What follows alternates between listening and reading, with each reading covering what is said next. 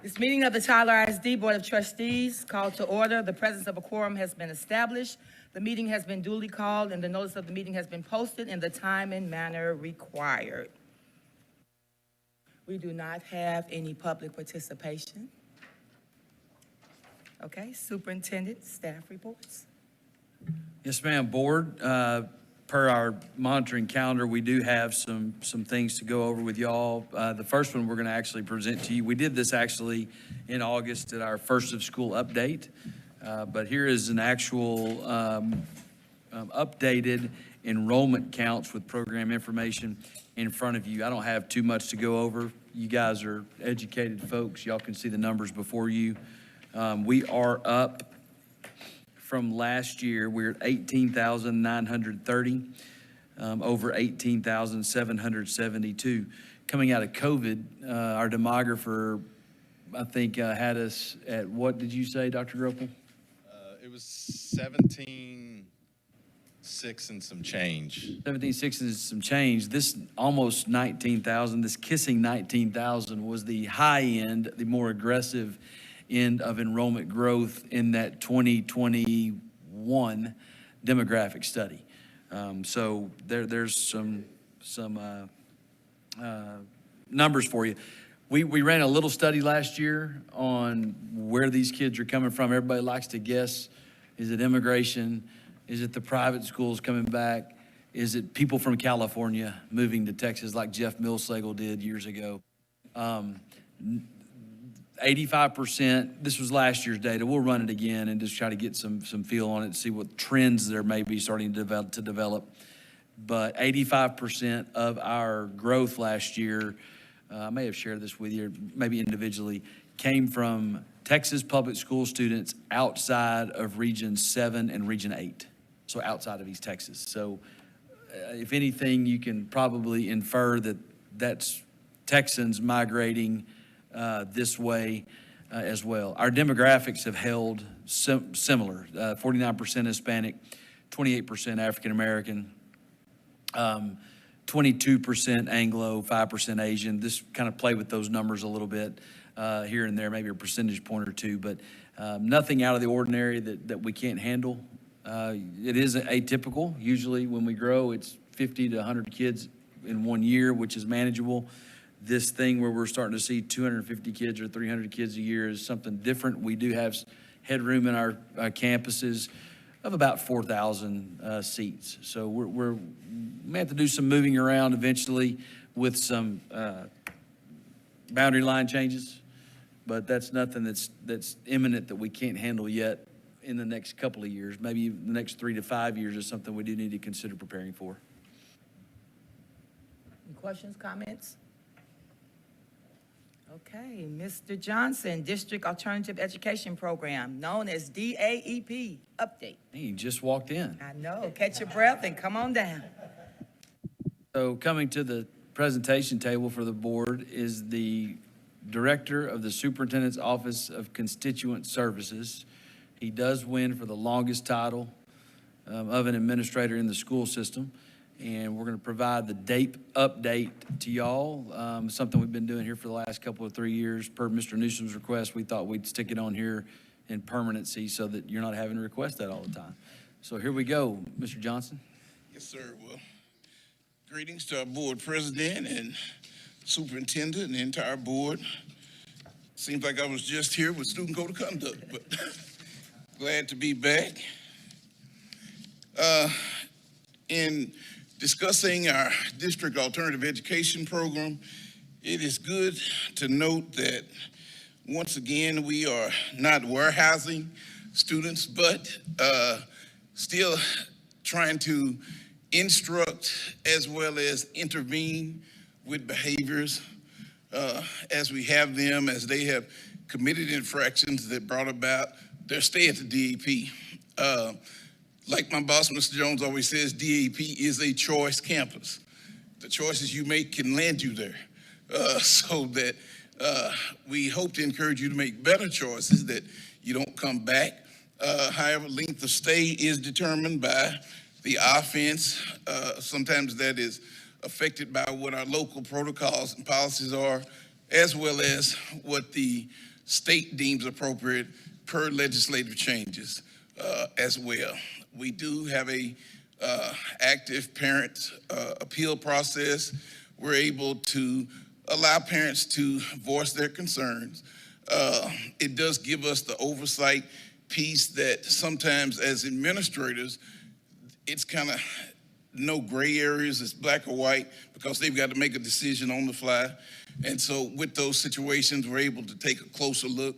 Sometimes if there's additional information or some other circumstances, such as when we're dealing with our students with disabilities, 504, special education and things of that nature, that allow us to take a closer look. And sometimes the parents are successful with their appeals. And then, but for the majority of the time, it shows the good work that's being done by our campuses, the due diligence that's being put in by administrators.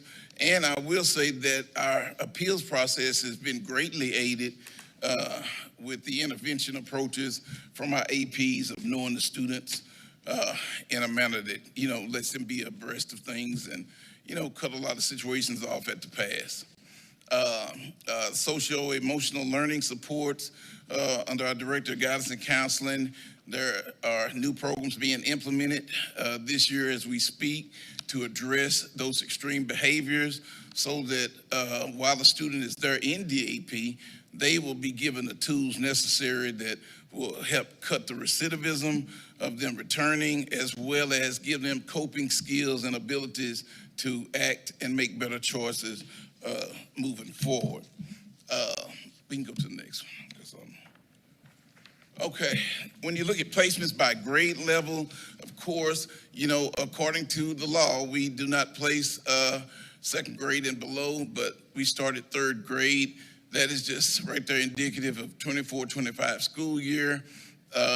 Amongst the elementary kids, as they get a little bit older, you see a minor bump for fifth graders. You see it really picks up at the junior high stage with the 100 you see there at grade 6, goes up grade 7, 172, kind of starts to drop again.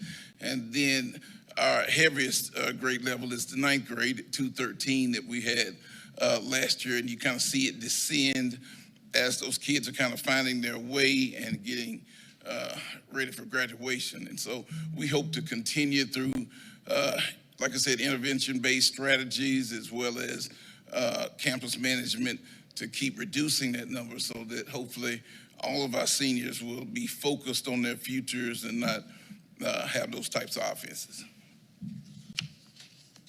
Okay, elementary totals over the 5 years.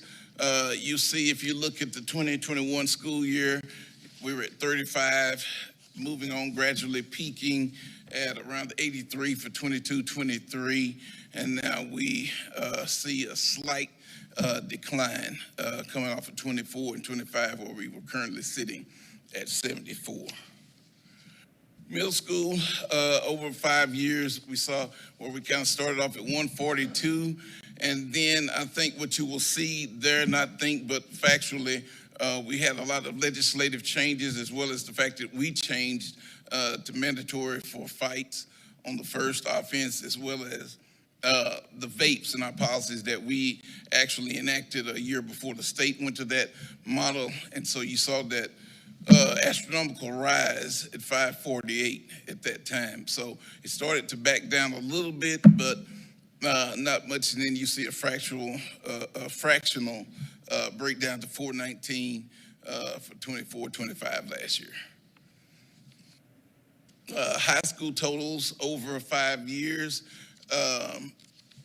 We start off 2021, 158, and then just like I said, for the middle school populations and as well as the high schools, you see that huge jump there when we hit to 22, 23, and that's with your mandatory additions and almost guaranteed placements for several offenses with that student code of conduct. So you saw a little drop, and now we seem to have climbed a little bit more to 594 for 24-25.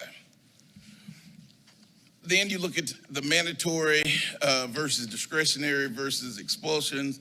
You see that expulsions make up only 1.3%, which last year we had fewer expulsions than in previous years. Very appreciative of that, and less felony conduct when you look at the numbers. Out of those other placements, 547 are mandatory, such as the non-negotiables, which the way vapes were done, the way THC, assault, on staff, or assault on students as well. Those are your mandatories. And then if you go back one more time, and then you see the 526, your discretionaries, where there's a little more discretion that is available to the administrator. However, sometimes those persistent misbehaviors, such as just consistent violations of the student code of conduct, that will kind of get you there. And so that made up approximately 48.4%. Okay. All right, number of incidents per offense code, and this is where I know sometimes we have a couple of questions, and feel free, if you have any, to express whatever you would like. But when you look at the, you have a count of 21 when you look at the conduct punishable as a felony. That number right there, it can fluctuate greatly, because that also shows you felony conduct that sometimes occurs out in the community, not necessarily at school or during school hours, but yet still can be addressed because it is felony behavior. And so instead of addressing it as a expulsion, it's addressed as a mandatory DAP placement. Alcohol possession with use or selling, we had 5 of them. Public lewdness, there's, you could kind of go on and see as it goes for itself, with 16. And then we had 1 firearm situation, 3 knife cases, 1 weapon prohibited. And then you see violation of student code of conduct, which make up the majority at 467. When you look at terroristic threats, you see those numbers kind of mirror what they have kind of in our past years. We had 11 assault on school employees, 12 with non-school employees, and then we only had 1 aggravated assault. And so most of those are kind of handled via the expulsion process on those types that happen throughout our schools. And then we have sexual assault, of course. In the previous year, we had approximately 6 of them, and with last year we had 1 that had occurred. And so then you see the false alarm, false report, which can range from those that are grabbing, pulling fire alarms, doing other things that require responses from administrators and from first responders as well. And then fighting, always we look at 157 there, and then you move on down. You see the sex offenders under court supervision, we still are sitting at around 6 with that. And then possession of marijuana, 13, that's the THC, 122 possession of THC vapes, and then 201 non-THC vapes. And so you see that, and then as you see other drugs and other substances, with a code 64, there were 22 of those for a total of 1,087 disciplinary incidents for the year. Just a little before he goes on, that EE, I know y'all always have a question what that means, and I've even said, I don't know what that means. It means employee. Yeah. Okay, so for some reason, the E and the E, somehow they've coded it as employee. So just wanted to let y'all know, not that the employees are making the offense, but like on number 28, assault on a non-school employee or assault on a school employee on number 27. So Mr. Bogue, Mr. Johnson, thank y'all for clarifying that in the glossary of terms. Yes, sir. Okay. Quick question on that. Where is, like, cigarettes or tobacco, where does that fall? Cigarettes or tobacco, that would be under ones where you saw the other drugs. Now, if it's a regular cigarette, which we don't hardly get anymore, but if it's a nicotine vape, it just falls in the regular vape. We've become so sophisticated, we don't hardly do the packs anymore, so it's all in a cartridge. See, Coop, that's who was, remember, he was the Surgeon General. He was the one that was always after smoking. And was able to successfully curtail that, and then here we are now. Yes, yes, Chemicals, yes. so. That's good. All right. Back to the next one. Okay, and so we see vapes as a, Mr. Johnson, just a second, Mr. Elena. Oh, I'm sorry. Say I had something. Yeah, No, Mr. I'll let Sam. him finish up because I got to go back. He can finish and then I'll get Okay, into it. thank you. Okay, all right. And so when you look at vapes as a percentage of total placements, and we look at those pieces, you look at how it really breaks down. THC vapes, 122, which account for 11.2%. And then majority, is 201 with the non-THC vapes at 18.5%. And then your other placements, which falls into your fights, the outright assaults, violations of student code of conduct, campus disruptions, they make up the majority, which is the 764. Like I said, and that's how we get to that. 30% of our discipline placements are around vapes, Yes. is what we're saying. Yes, Okay. sir. Just so y'all know real quick, we don't have to get into the logistics of that, but whenever we do find a student with a vape pen, our administrators do a good job. They do contact one of our police officers, and they do a field test Yes, sir. on that. That field test has proven to be pretty accurate once we do actually get the other stuff back. Chief Walsworth, do we arrest them immediately upon the field test? If it is a juvenile, we do. If it's an adult, we wait till we send it off to be tested, and we get the results back. Okay, 17-year-olds. there you go. Okay. Thank you, sir. Okay. And then our final step we look at is a 3-year vape placement comparison. And like I said, we've had a lot of fluctuation we saw the legislature kind of change up a little bit of what we do with the vapes. However, as a district, with our current protocols, we have kept the emphasis. And one of the key things that we note, and even with discussing with our Director of Health Services, Ms. Rachel Fox, is that with the cartridges and people starting to experiment with them, it provides a whole new level of risk. And so that's another reason why our district did keep a priority on placements with vapes, regardless of its THC or not. But if you look at that, just you can see kind of self-explanatory for 22, 23, where we were, and it has decreased. And by all projections, it would appear that the decrease will continue, and that's exactly what we're hoping for with non-THC vapes as well. So, with that having been said, we're open for any questions or anything that you might have about DAP. Thank you.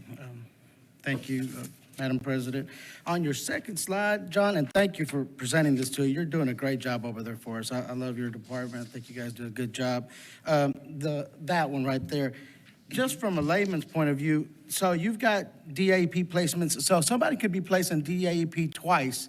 So this is not 6% of our population, which would be over 1,000 kids that are committing these offenses. Somebody could theoretically go to DAP twice, right? Yes, sir. This is not- We've had some go up to 4 times Okay. in the past year. And then the other thing is, if I'm looking at this correctly, it seems like your offenses go up when the grade changes. So you go from elementary to middle school, you see quite a big bump there in the 6th and 7th grade. Then it comes back down again in the 8th grade. I guess you've gotten used to being in middle school. You're probably the big kid on campus, so you mellow out. Same thing on the 9th grade. You go to 9th grade, you start having a lot of DAP placements, and then it kind of feathers down again. Is there any logic to the grade configuration there, Soup? Have y'all seen that at all? Where you see the trend or the kind of math that I'm doing there? Just I can just provide maybe perception or anecdotal that behaviors change when expectations at home change a little bit maybe. And so when you jump from an elementary to secondary, it's a little different. Maybe home life's a little bit different. Maybe the expectations are a little bit the same thing going from, well, you finally went to high school, so you've got more freedom. You start maybe experimenting more with friend groups and maybe run into stuff that you don't normally run into. So I don't have anything concrete to say this is the reason why, other than the normal jumps from elementary school, maybe a little bit more rigid in elementary school, just think about walking down the hallways with their tail feathers and their bubbles in their mouths until they're fifth graders. Then they go into middle schools, and it's not as rigid. It's a little bit more secondary feeling, depending upon the campus. And then the same thing when you go from middle school into high school. And the things that you said, you start figuring out the expectations, you start conforming a little bit more and making better decisions as you go along. I will say that we've always said this is one reason I think Moore has done so good. And our other middle schools are starting to fall in line finally, is that I think I had a wise man tell me, a guy who used to be a former superintendent in Texas, say that a good middle school looks like an elementary school rather than a high school, as opposed to trying to grow kids up in a hurry just because they've entered the secondary grades. And so we've tried to convey that as much as we possibly can to our middle schools, and I think that's one reason you might see by the 8th grade that you have a little bit of that. High school, I don't know if that same theory applies, that a high school would look better as a middle school than a high school, but certainly we have some challenges that over my years of experience that are creeping up on us that certainly are hard to chase. And when 30% of your discipline referrals are with the vape, that is something I did not have to contend with when I was a high school principal. Certainly had some other drug-related offenses, and we still have those. And then anything violent like fighting or anything, but that is something that does make our data spike a little bit. I was really interested in this last special session of whether or not we were going to get the THC legislation across the line, because I do think that we have some issues within not just our community, within the state, within that industry that is peddling this stuff to kids, and the schools are the ones who are having to pay the brunt of the price of it, at least the first line of defense. Okay, thank you. And two more questions, just quickly. I won't take up much more. We always get a lot of data, but we get it with the demos. The demographics laid over it of these DAE policemen. So in the future, if possible, can we get those? Because everything we get, whether it's student test scores or funding or whatever, we get it with the demos: Black, white, Hispanic, other, social, economic. Can we get this data in that same format for any future reporting? That's one thing. And then the only other thing I had it looks like the majority of these 467 are violations of student code of conduct. Would most of those, Mr. Johnson, be in the, not mandatory, but the discrepancy part of the report? In other words, what type of offenses would you see there under student code of conduct? Because that's a lot. There's a lot of things you could violate there. And those are not mandatory placements, right? Those are the ones that we're saying are discretionary. Such as your fights, the extreme cases of disrespect to administrators, where it's like, for instance, if administrators being cursed out to the point where they cannot instruct, to the point where we've got to get law enforcement to report to the classroom, we've got administrators having to come, and so those things kind of crawl into that. For instance, we've had kids that get sent to ISS, where the campus is trying to use the lowest possible intervention to get them back to class quicker, but they keep accelerating. They go to ISS, cause a disruption in ISS to the point, and so it grows into a placement. Okay. With those types of things like that. And just one more thing. On the fighting ones, how does self-defense play into that on a first offense? Well, Chapter 37 gives the administrator the discretion to use and to look. That's one reason why when you do the suspension pending possible placement, it's so that you can go and cure that investigation, carry it out. And once you carry out the investigation, if your results, such as we go back and look at video, we get witness statements, and if it shows that a person has no other recourse but to defend themselves, then we have trained our administrators use that discretion. It's not just a blank check to say, hey, both of you fought, you go. If you just backed into a corner, or we've had point where maybe the student has reported to someone, we've put stay away agreements in place, we've done other measures that we have, and then this other person was just determined that they were going to fight and that person has no choice, then we look at how we implement and use the student code of conduct. So it doesn't mean that they just blanketly all go. Thank you, Mr. Johnson. Thank you, Madam President. Yeah, I was going to say, it makes me giggle in memory of Dr. Dunn at Hogg. Hogg led the district in fights one year, and they had like 300 kids in school total, right? Once we finally built all the other schools.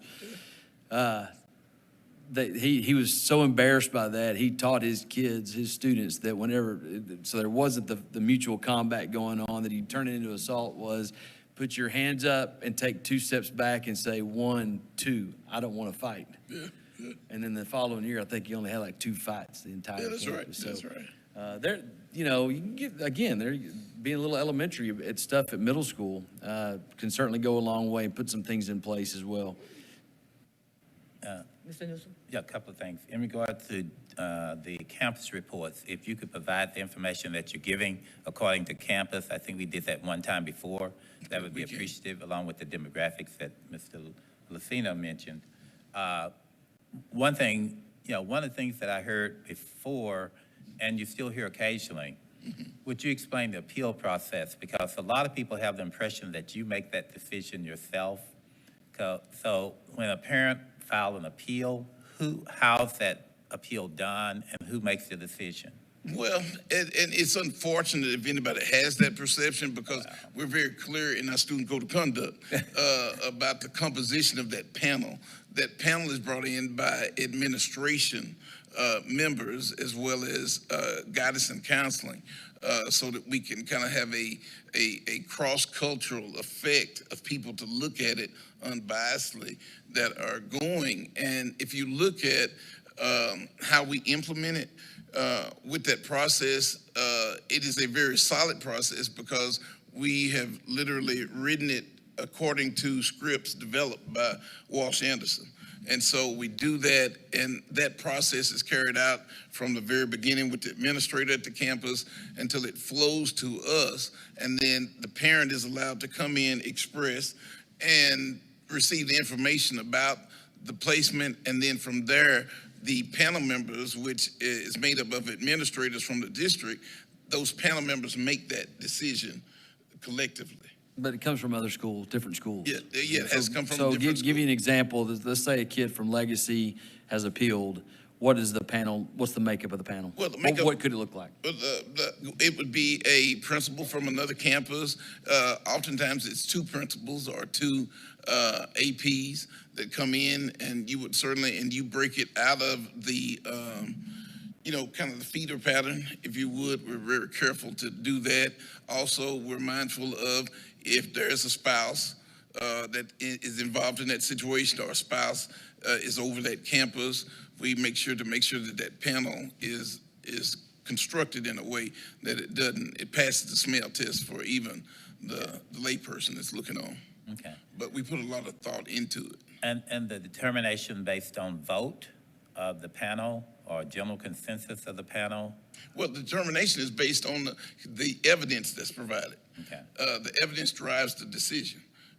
If you come in and to be very honest with you, because we have such a transparent process, a lot of parents come in because they appeal vape placements. Okay, well, you got a kid standing there with a vape, and they still appeal it. Well, we give them their time to appeal, and they present their information. And then part of that process is we share what our student code of conduct says. Mr. News, go ahead. And I'm getting to the fact that once everything's given to the panel, who makes the decision in the panel? How's that decision made within the panel as to whether they go back to the campus or whether they stay in DEAP? Well, I'm trying to understand. In other words, exactly is it a democratic process to where it's 2-1 on a vote on the panel, or do y'all come to an agreement on that, or is it you doing it? Okay. Yeah, so when we look at it, we follow the democratic process. If there are 2 people that feel strongly about it, and there's one on the outside, that happens. Now, the thing, like, and I'm sure what you are getting is kind of like, if you remember a couple of years ago, I think you were sitting right over here and you made the comment, you said, I got people at schools that say that you can't get anybody in DAP. You remember that? Well, unfortunately, we don't have a filter that lets the people that go to board members, decide if they're going to be fair and just about it.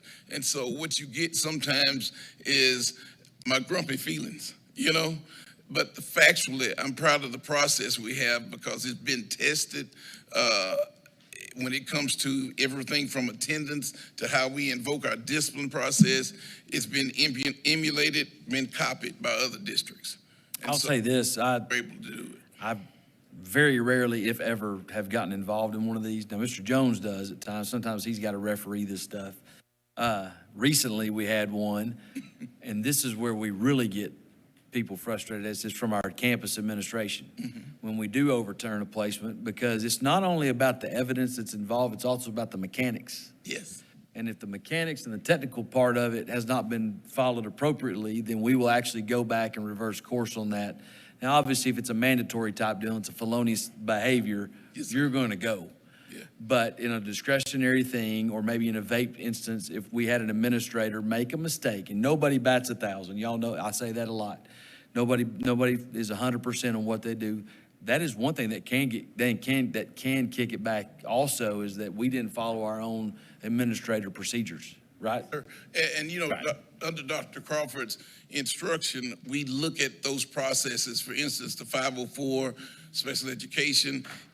And with my background being in SPED, it gives me the ability to look at it. And we have found situations where if we do have a discrepancy, we clean it up ourselves. And the way I explain it to principals is that it's better for me to have that tough conversation with you than a third party come in or a state agency come in to address it. And so it's part of the checks and balances, but we, like I said, we do share that information, and that decision is not made. It's not a John Johnson decision. As a director, your name gets put on a lot. And so when it gets to the community, people say, well, John Johnson said, John Johnson did. Yes. And that's not the case. Yeah, just love like that. with, And I with think members that- as well. That's kind of where I'm coming from. That's why I asked about the process, because so many people do point their finger directly at you because you're over it. And you probably heard it. I know I hear it all the time. John Johnson sent them back. It's like John Johnson? John Johnson John didn't Johnson. send them back. So that's the process I wanted to make sure people understand. It's not a one-man decision. It is a process that has been invented, and it works. So Yes, it does. that's Anybody okay. else? Thank you. I'm good. Comments? Thank you, sir. Yes, sir. Thank you. Next, we have our Head Start Annual Leadership Governance and Training. Come on down, Mrs. Holland. Director of Head Start, Brandy Holland, will come to the presentation table and actually provide the board its annual leadership and governance training. Ms. Holland. Thank you. Good evening, Madam President, Dr. Crawford, board members assembled. I am Brandy Holland, Director of Head Start for Tyler ISD, and this is your annual Head Start Leadership and Governance Training. So within Head Start, we have 3 leadership entities. We have the governing body, which is you, the school board. We do provide you monthly the prior activities and budget documents every month. In addition to that, if we have anything that does have to be approved, we do submit that to you. We also have the Policy Council, which is made up of 2 parents from every Head Start classroom. We meet with them before school, and they are able to nominate a representative and an alternate from every Head Start classroom. And then they get together once a month at Pete Elementary, again, to go over the prior month's activities and budgets. And if something has to be approved, we also present it to them at that time. So the Policy Council approves it first, then the board approves it, and then we submit it to the National Office of Head Start. And last but not least, we have our management team. There are 10 that serve on that team in addition to myself. And basically, we oversee the program in addition to any financial decisions that need to be made in order to prepare those documents for you all for the Policy Council and then the governing body. Head Start is governed by what are called the Head Start Performance Standards. If I had to compare them to something, I would compare them to the TEKS, so the pre-K guidelines. And basically, they tell us what we can do, what we must do, and what we may do, and we do follow those to a T. And you can find those under headstart.gov.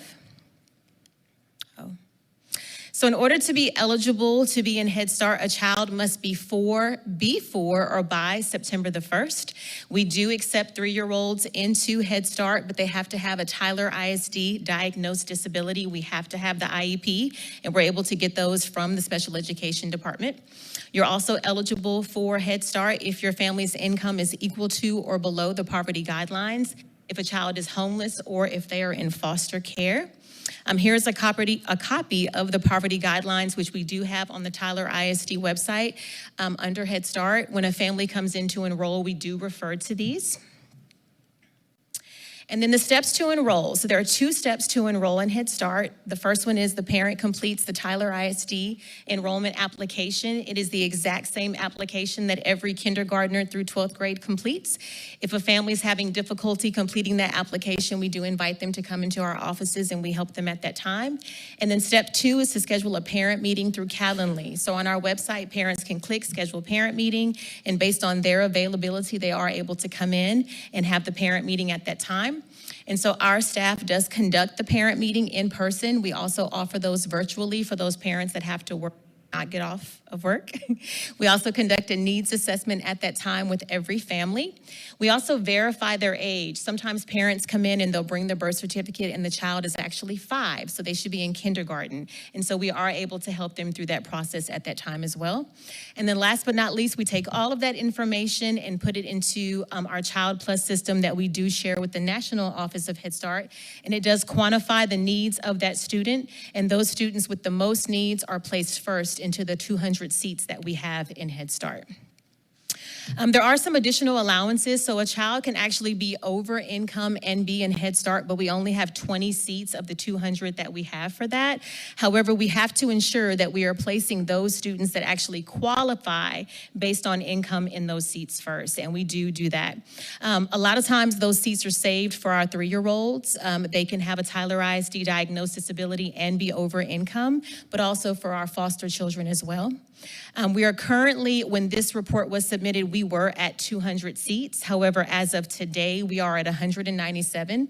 Those numbers do fluctuate because we do have students move away, but we are required to fill the seats. So if a student moves away, we have 30 days to fill that seat, and that's why we do keep a wait list, and there are 16 students currently on the wait list for Head Start.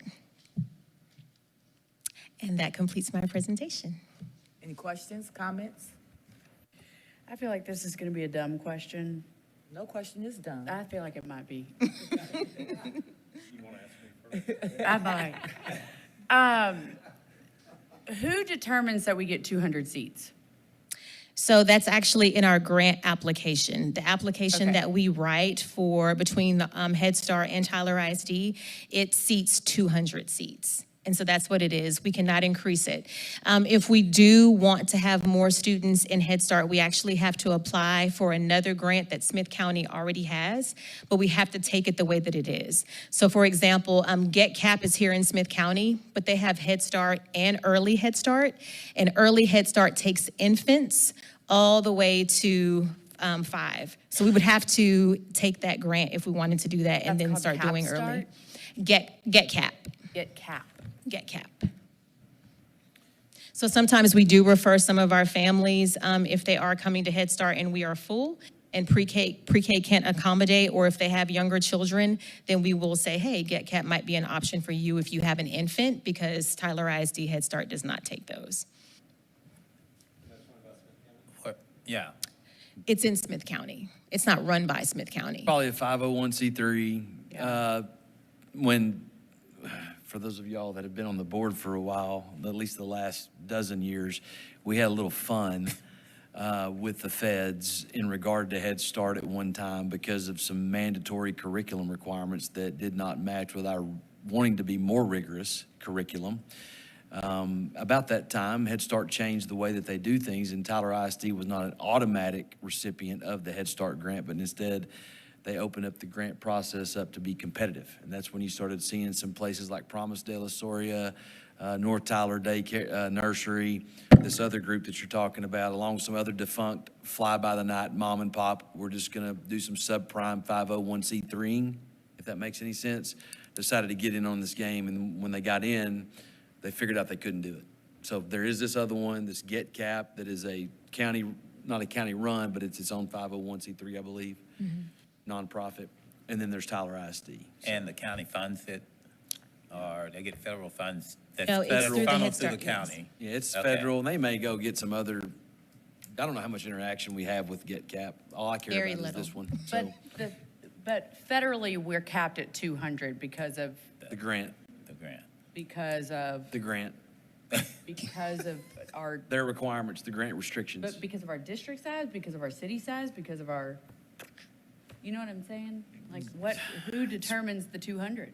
We are currently granted for 200 seats. And so if we want to request additional seats, the only other application available in Smith County is through Get Caps. Yep. And we would have to apply for the exact grant that they have. And they have Early Head Start and Head Start. Yep. So then Tyler ISD would have to say that we'll start taking We'll start doing infants. babies.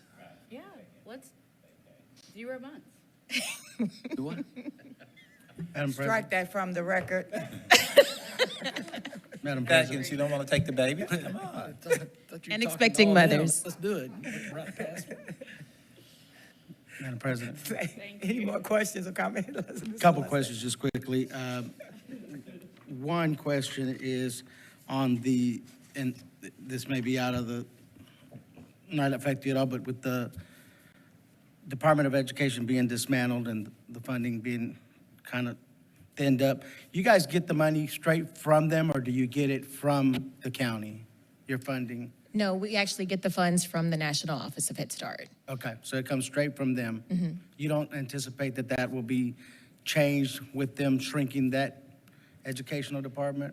I have no Casey, information about that. You've got some perceptions, perspective of this. Son, we don't have any knowledge that they are going to cut it. What we've seen is that they've gotten rid of some of the administrative, pieces in between, but we haven't gotten any word that it's going away. There's currently not a fear for 26, 27, so that's all we know. And then the other question, to piggyback on what Trustee Lindsay was saying, have you looked at other districts that are bigger than us, like, I don't know, 40,000 kids, where we're around 19, and to see what size their Head Start programs are? I guess it's about 1% of our student population if we go by the 18.9 we have now. So we've got 200 kids. Have you seen or looked at other districts that are, say, considerably bigger, 40,000 kids or 50,000 kids, and say, okay, well, they've got still that 1% of Head Start? Or do you guys look at that at all? No, because when I reached out to the Office of Head Start to see if we could potentially increase, that was not a determining factor. Like, it's legit. We would have to apply for the Get Cap grant to be able to increase our numbers in Tyler ISD. That's the only way in Smith County. Thank you. So the other districts that do have more than 200 students in their Head Start, they're under a different type of grant than what we are? Not a different type of grant. They were granted that enrollment number for that grant application. Okay, so I think that the question is, who determines the number, Lindsay and Lucino, who determines the number of that grant? Because why is it we The couldn't be Dallas granted office of- 300? I can answer that. Okay. The Dallas office of Head Start. Okay, they determine the number. Head Start office based in Dallas, Texas. Okay, so they determine the number that they put within the For grant, us, more or for less. Ferris, for Ennis, for Corsicana. Okay. Yeah, they just allocate here, there, and Right, everywhere. okay, so, right, okay, I understand that. Is there a time when, I guess we have to reapply for the grant? Yes, we do every year. So with the grant, there's every 5 years we have to reapply, and we're actually up for recompetition. However, the cohort before us got delayed, so we were supposed to begin applying for the 5-year grant last year, and so I'm waiting for that notice. They're telling me maybe January, February to reapply for the 5-year. However, we still have to apply annually for the Head Start grant, and we do that in the spring every year. Usually about May, it goes before the board. So there's potential when that comes around, our numbers. No, there's a potential to not have the grant. Either you get it or you don't. So we're always at 200 then. We'll We'll always be at 200. Yes, as long as we have the grant, yes, unless we apply for Get Cap. Not to make any other comments about competing for the grant process every year and whether or not it's going to be available from year to year. We're very appreciative of the amount of Head Start that we are allocated from the Dallas office of Head Start. Thank We would like some more, but thank you for what we got. It's better than the zero that they could Do you have provide Head us. Start at how many campuses do you have Head Start at? Oof. 9. Nine. There are 10 classrooms, but there are 9 campuses because Douglas has 2. Okay, thank you. Thank you so very much. Thank you. All right. Internal Audit Services Annual Audit Plan Update, Mrs. Coker. We have Ms. Coker, Chief Internal Audit Officer, that's going to provide you a couple of items right here.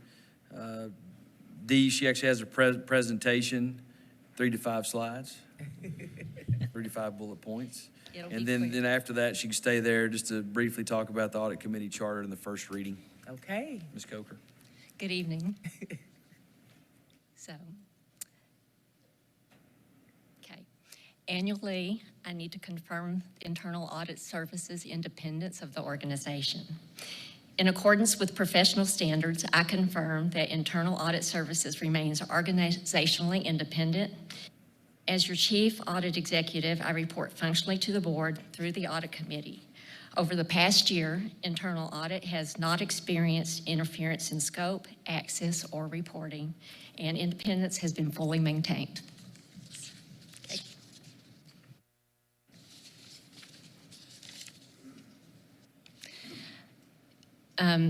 Y'all should have under separate cover the annual audit plan proposed for this year. Management has reviewed the audit plan, and so has the audit committee. And the the audit plan offers a balanced coverage. It has operational audits include maintenance, police department, and pre-K. Campus audits are 610 hours are planned, and that will be 9 audits this year. And then we have follow-ups and special requests as a separate area. There's flexibility built into the audit plan when new risks arise in the campus audit area and also in the follow-up special request sections. So the audit plan, it doesn't have a lot of room for flexibility, but it is built into those 2 areas if something. Let's see. And do y'all have any questions about the audit plan for this year? Any questions? Nope. Okay. Let's see. Going forward, I wanted to talk about how internal audit supports successful student outcomes.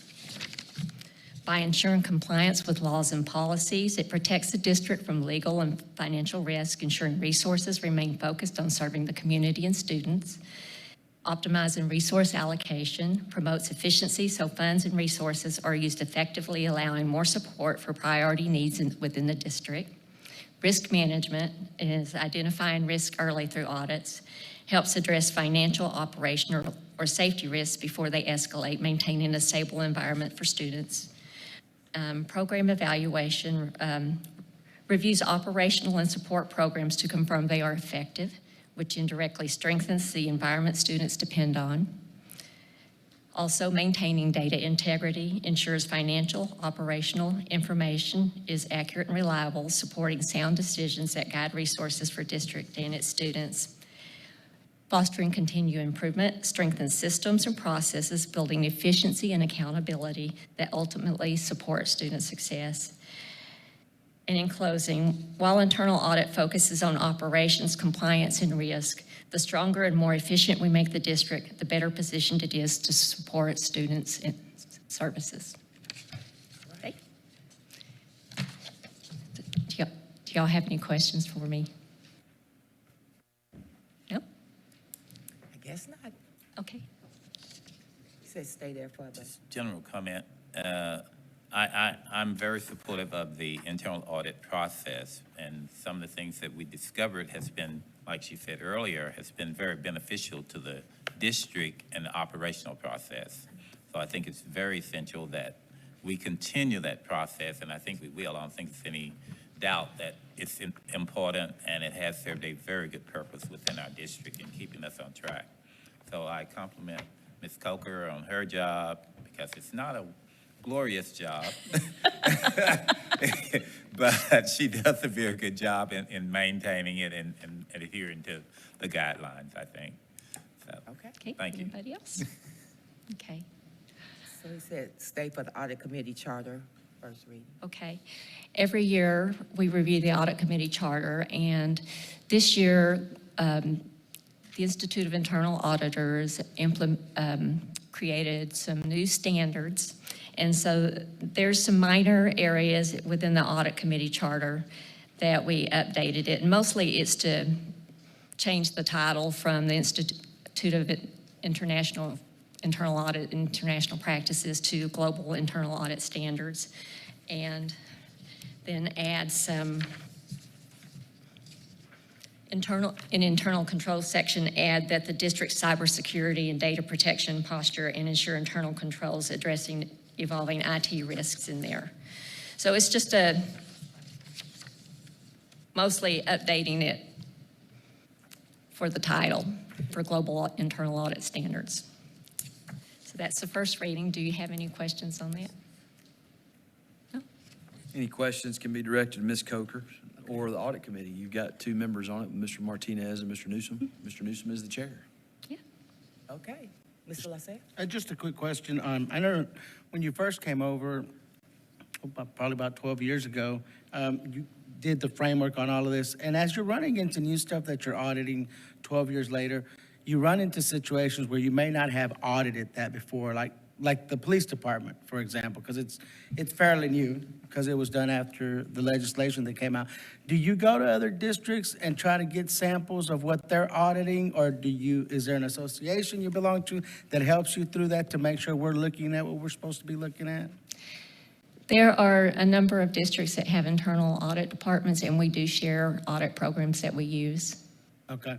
And I also work with the departments and find out what their policies and procedures are, and I sit down with them and we talk about the risks and what areas they may want me to look at. And I also do research on the internet as far as other districts and their, like with the police department, I would go to other districts and look at their web pages and see if they have policies and procedures. And so there are a number of tools I use to create an audit program. But you're right, almost in every department, I'm inventing the wheel.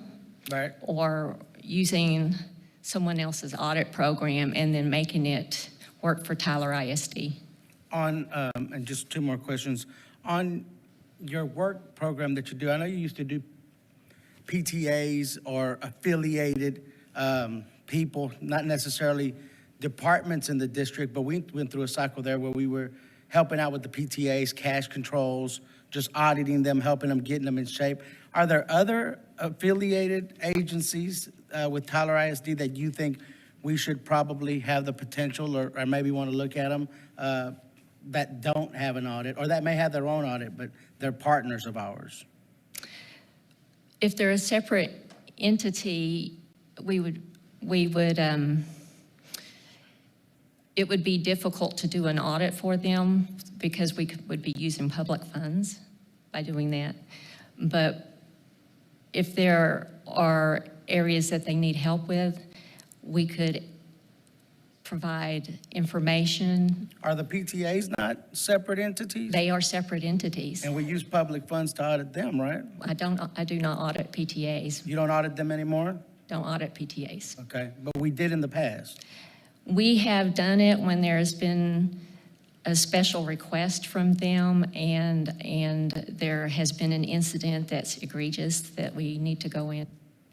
Because when somebody has a complaint, whether it's a cash control complaint, whether it's something on a financial statement, they're not going to say the XYZ school PTA, it's a Tyler ISD school, and they're assuming it's under our purview, whether it is or not. And so I'm just thinking of other entities. We haven't had this problem because I think you did a great job when you came in to get a hold of that. And some of those PTAs asked for that help. It's not like we were going in and it's a gotcha game. That's what it felt like to some departments, but they asked for help. And I'm thinking of other entities that maybe are affiliated with us that may need the same help. So that's where the question comes from. Well, one Thank of the you. things that I just want to add is that Financial Services on their website, they do have a Booster Club manual that provides great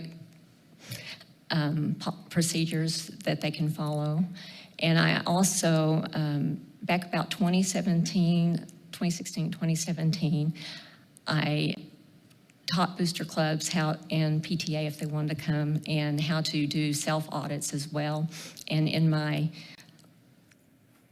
campus audits, I asked to look at their annual self-audits and financial statements. They're supposed to turn them into the campus.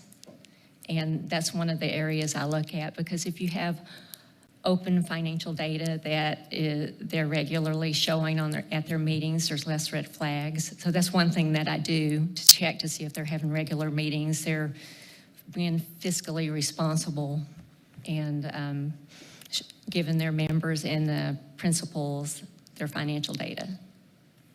Thank you, Mrs. Coker. I will say before you step away, she has assisted us in sometimes you forget, she has assisted us in reviewing when there has been some suspected malfeasance with a booster club or two. That's true. Same thing with PTAs circling the drain and getting close to losing their charter. She's been deployed some to be able to do that, but there's not an official schedule of such until we suspect something and we have a communication, hey, can you take a look at this for us? So I think that is appropriate in deploying those public funds I agree there. to Yes. there. So thank you. She has done a little bit of that over time. You just got to be reminded of it sometimes. Thank you. Thank you so very Anything much. else? Okay. Oh, sorry. Or the district alone. So there's really not a lot of flexibility in her being able to help those other entities, but there is a little time built in there that gives her that ability to do. But considering the number of schools and the number of departments within the district, it keeps her pretty tight on a schedule. So, yeah, but we, like Dr. Crawford said, I think that we have been beneficial to those other entities associated with us in trying to keep them, help them with their audit process as well. Okay. All right. Thank you. Thank you so very much. We will now go into executive session. 6:58.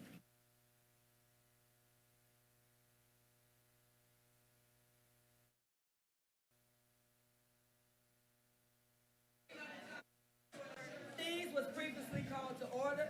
The presence of a quorum has been established. The meeting has been duly called, and the notice of the meeting has been posted in the time and manner required. We do have missing people, yeah. But we have a quorum, so we have a quorum. We do have some items coming out of executive session. You want to make something? Oh. That would be me. I lost my prayer. I lost my prayer. Okay, we're all back. Okay, we're going to have prayer. If I can find it. Let us stand. It's lost, but anyway. Dear God of heaven, we thank you for this opportunity to meet once again. We're asking you to watch over us, watch over the school district and all those that are a part of Tyler ISD. We thank you for all that you've already done for us. We're asking you to be with us as we make decisions that affect Tyler ISD and the Tyler ISD community. We're asking these blessings in Jesus' name, I pray. Amen. Pledge allegiance to the flag of the United States of America and to the republic for which it stands, one nation, under God, indivisible, with liberty and justice for all. Honor the Texas flag. I pledge allegiance to thee, Texas, one state, under God, one and indivisible.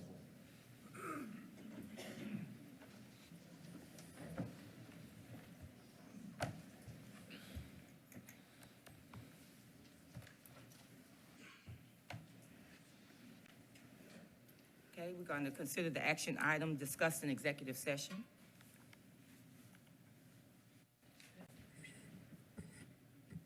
Do I have a motion? Madam President, I make a motion that we approve item C, the level 3 grievance pursuant to our policy DGA. Second. All in favor? Madam President, Oh, I'm sorry. we have just a brief discussion. Yes, we sure can. Yeah, all I want to say is while I don't believe that the policy in question grants relief, in this case, I do want to thank the grievant for her service to the district. Any other comments? Okay. All in favor? Aye. Aye. Any opposition? Aye. Two. So motion carries, so, she will get. Oh, you sustain? Nay.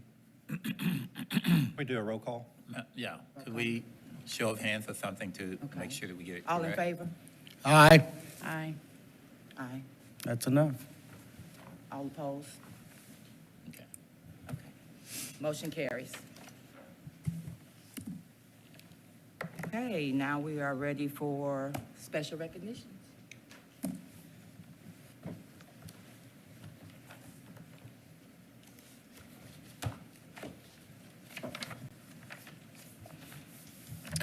Good evening, board members and Dr. Crawford.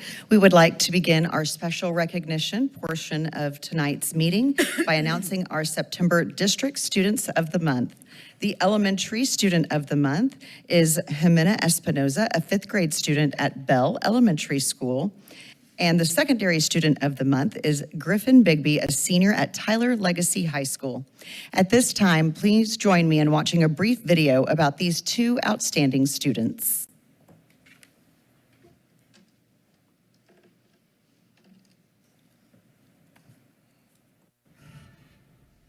Hometown beats strong in Tyler ISD, where students are reaching goals, breaking barriers, and shaping the future.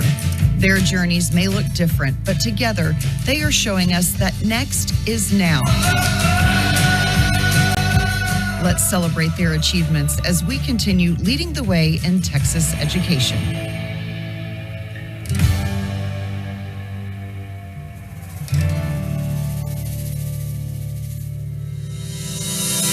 Let's kick off our new school year as we meet our elementary student of the month for September. I'm Jimena Espinoza. I'm a 5th grader at Bell Elementary. As a 5th grader at Bell Elementary, Jimena is a remarkable student who shines as both a leader and a role model. She serves as a peer tutor, offering encouragement and support to her classmates.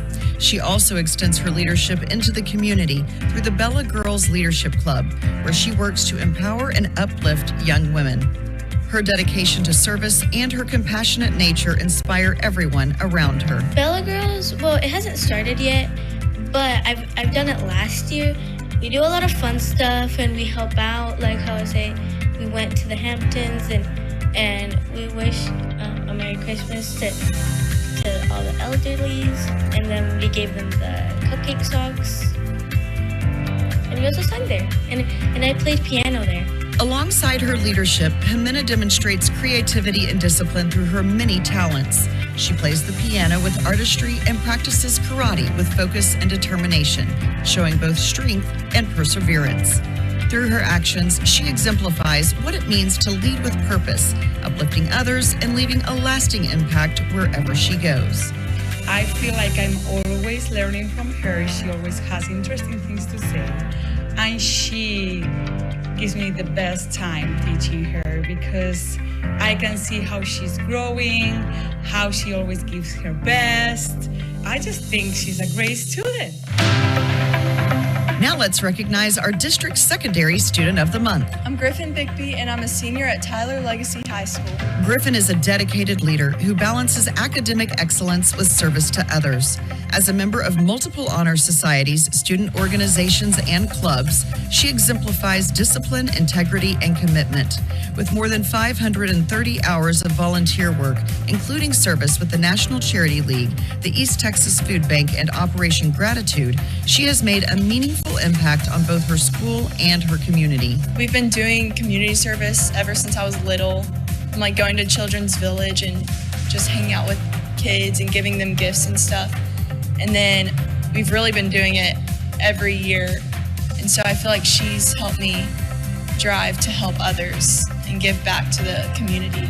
Beyond her service, Griffin has competed in volleyball and golf while also giving her time to babysitting, church events, and local festivals. Her compassion and love for children reflect her future goal of becoming a pediatric nurse. Griffin truly leads by example, uplifting others with kindness, humility, and a heart for service. She is a Tyler ISD product, and she embodies what we want in Tyler. She works hard, she's kind, she's never met someone that's a stranger. She does all the things that we ask of her and more, and there couldn't be a better representation of our community and our schools than Griffin Bigby. Let's honor these remarkable students as we celebrate the outstanding achievements happening across our district. Their success stories remind us of the strength, dedication, and spirit that define Tyler ISD. This recognition is proudly brought to you by Christus Trinity Mother Francis Health System. And now we would like to ask the board to come forward.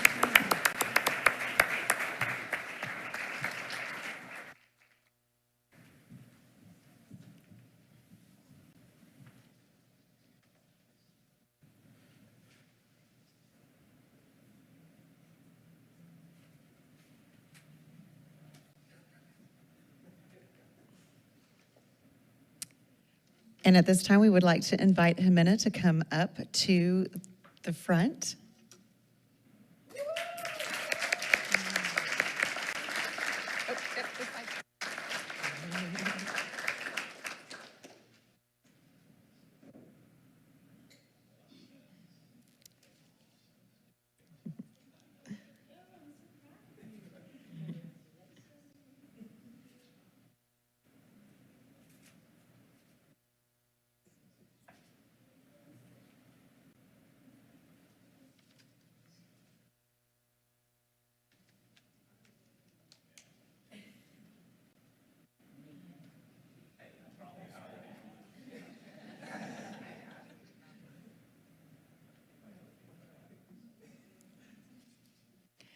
Let's give her another round of applause.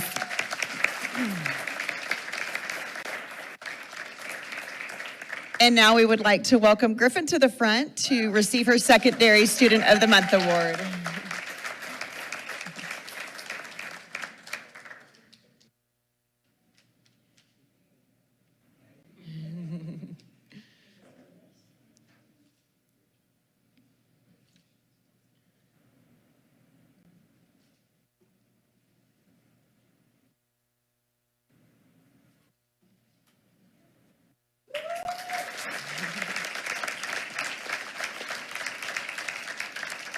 And now we would like to recognize our Elementary District Teacher of the Month, Maria Anza at Orr Elementary, and here are a few comments from her principal. She is an outstanding educator from Spain who has made a big impact at Orr. In just her second year, she's earned the TIA Master's designation, showing her ability to drive real student growth. What stands out just as much is the way that she builds strong, trusting relationships with students and families. She cares deeply about their success both in and out of the classroom. Ms. Anza is very coachable and always looking for ways to grow by implementing feedback right away. That coachable spirit and her tenacious work ethic have led to a huge student impact. Over the 2 years that she has been here, third grade reading on our bilingual side has increased from 63% to 87% passing on the STAR. And at this time, we would like to invite you to come to the front. Ms. Anza. Congratulations.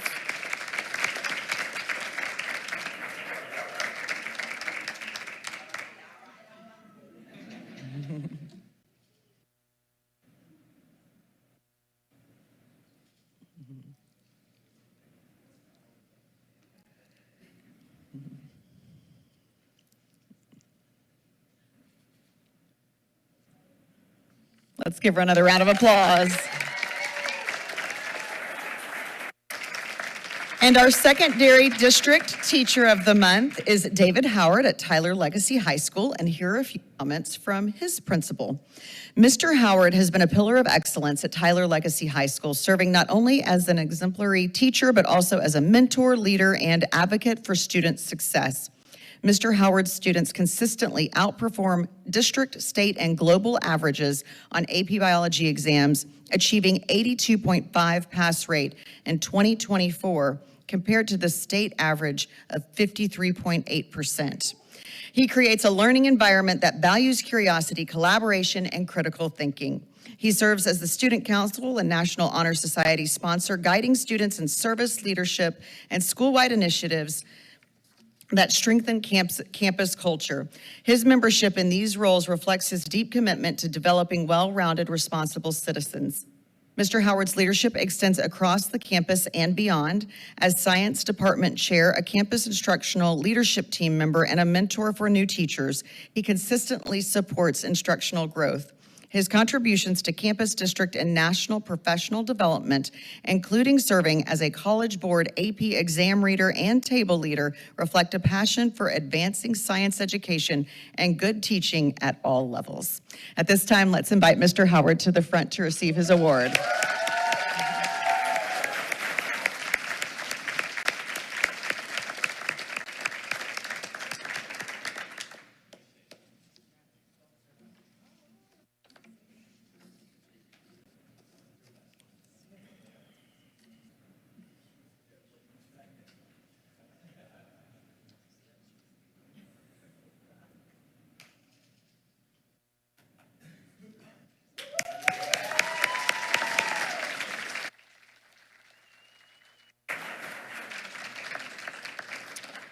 Next, we would like to recognize Early College High School for being named once again one of the best schools in the country and the top-ranked high school in East Texas, according to U.S. News and World Report.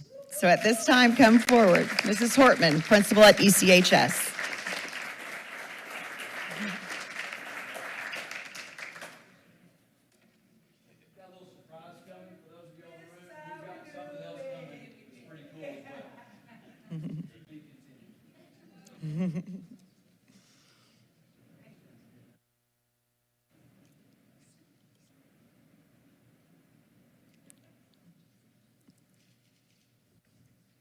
Congratulations.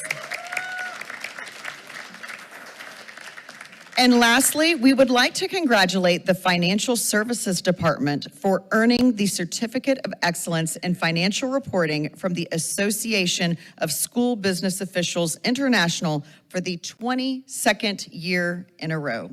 So let's wish them a congratulations.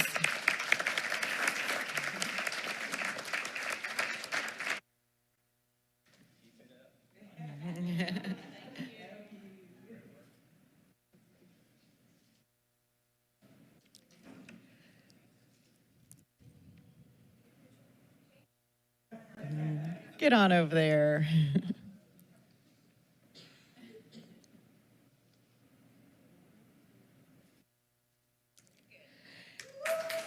And this concludes our recognitions for this evening.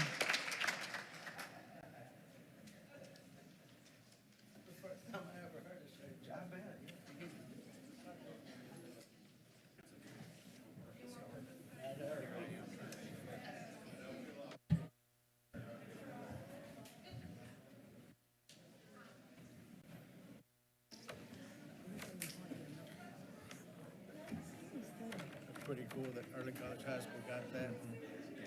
Stay tuned for something later. I don't know. That big of a press outfit too. They got another big one. Don't leave us. I think such a cool deal. Oh, what are you talking about?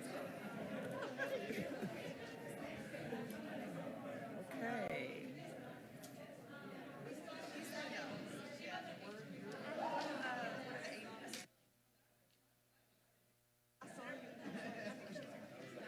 As they are heading towards the door,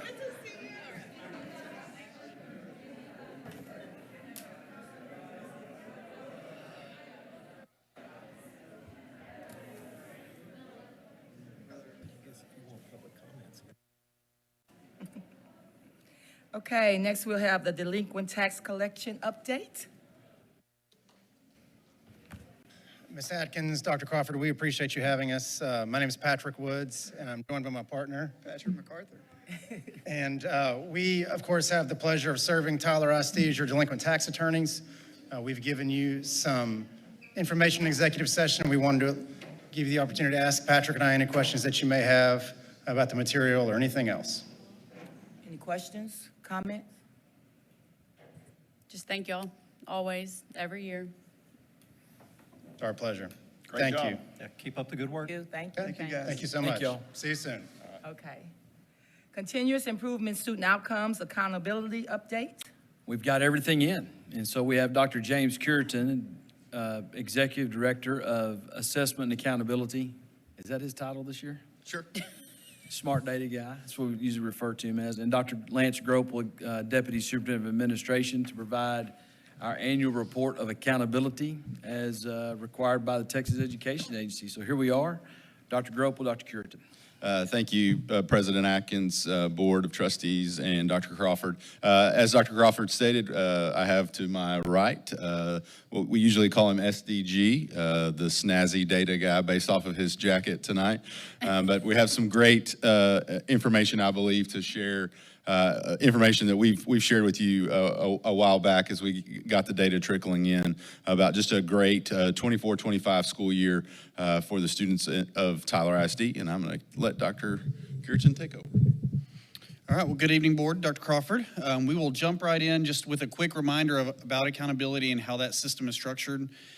As you may recall, a few years ago, there was some changes to the accountability system, but the collective structure stayed the same. So we are evaluated on student achievement and school progress.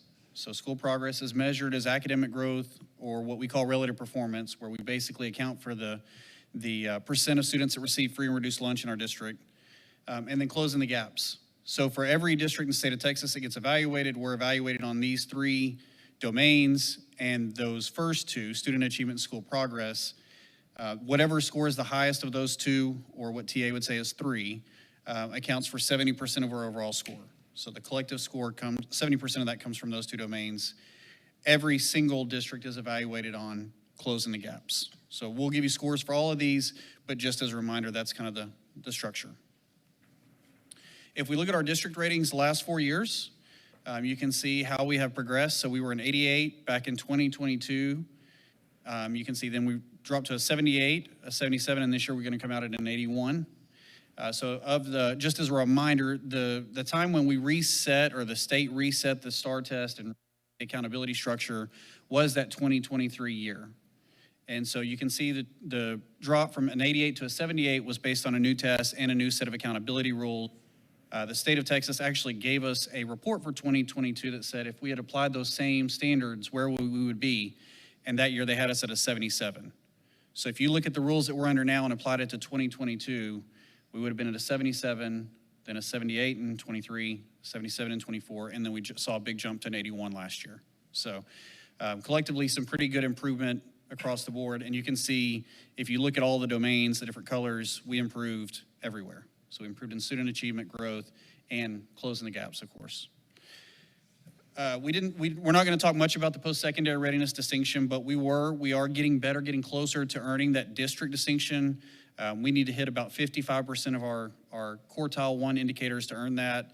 I really just wanted you to know we're closer than we were the year before, and we're kind of getting better in terms of getting that.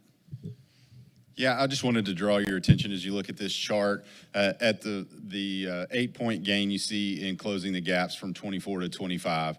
That's really identifying our lowest performing subpopulations of students and holding us accountable to ensure those students are growing at a higher rate than our higher performing demographics. So I think just a great thing for us to be able to highlight within some really good data, but I really wanted to draw your attention to that.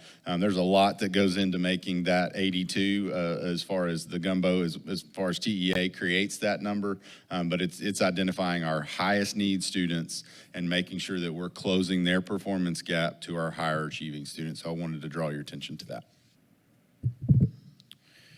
Okay, so if we continue on and we start disaggregating that by campuses, you can see here our elementary ratings. We've got them color-coded to kind of help see the picture. As a whole, we had a great year. There were 4 A's, which was the most we've ever had at the elementary level, 3 B's, 9 C's, and 1 D. If we just look at the comparison of this year to last year, 13 of the 17 elementaries improved, 2 maintained, and we saw only 2 of them decline. There were no F's, so the last 2 years we'd had 1 F campus each. This year we had 0 at the elementary level.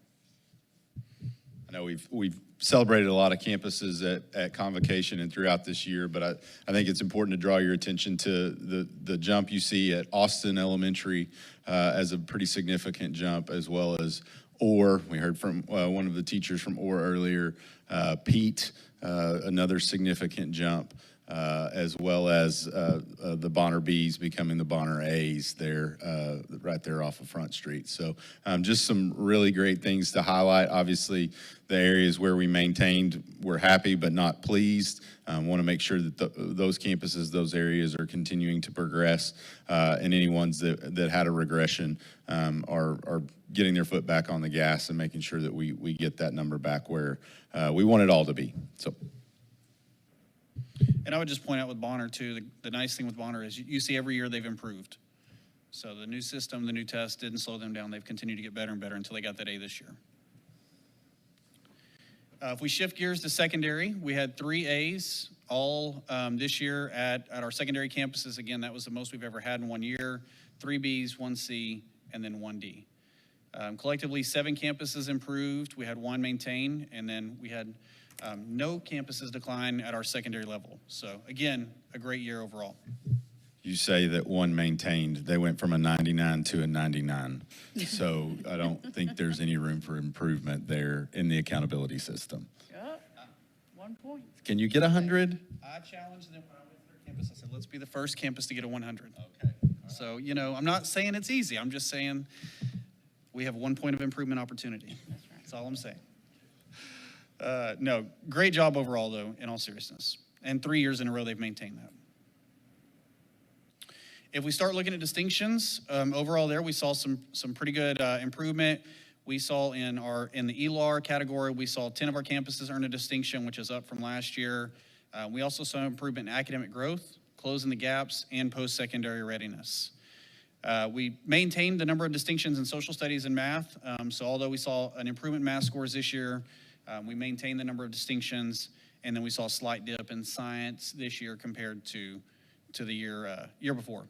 So again, collectively, pretty good improvement, and we'll continue to chase those math, science, and social studies distinctions this year. We saw an increase in science performance, correct? Yes, so science performance went up, math performance went up, and social studies performance tends to be very good relative to a lot of our peers. So even though we didn't earn more distinctions, we maintained, as a whole, we improved in those areas. If you want to know how the distinctions broke down, here's where they're at. So this year we got about 52 total distinctions across 11 of our campuses. And on the right-hand side, you can see the campuses that earned them. Early College grabbed 7, Birdwell grabbed 7. Bonner with that A grabbed 5. So the elementaries could grab 6 distinctions total. Bonner Bonner grabbed 5, Caldwell grabbed 5. And then you can see the others, Jones and Owens and Woods grabbing a couple more as well. This is some of the nuances in the accountability system. Remember, when they released the 22-23 ratings, we celebrated the most distinctions ever. It's 64. Then you still didn't have the 23-24 year released because that was, again, tied up in some litigious world that we were not a part of. I want to make sure we're on public record and saying that we were not part of that.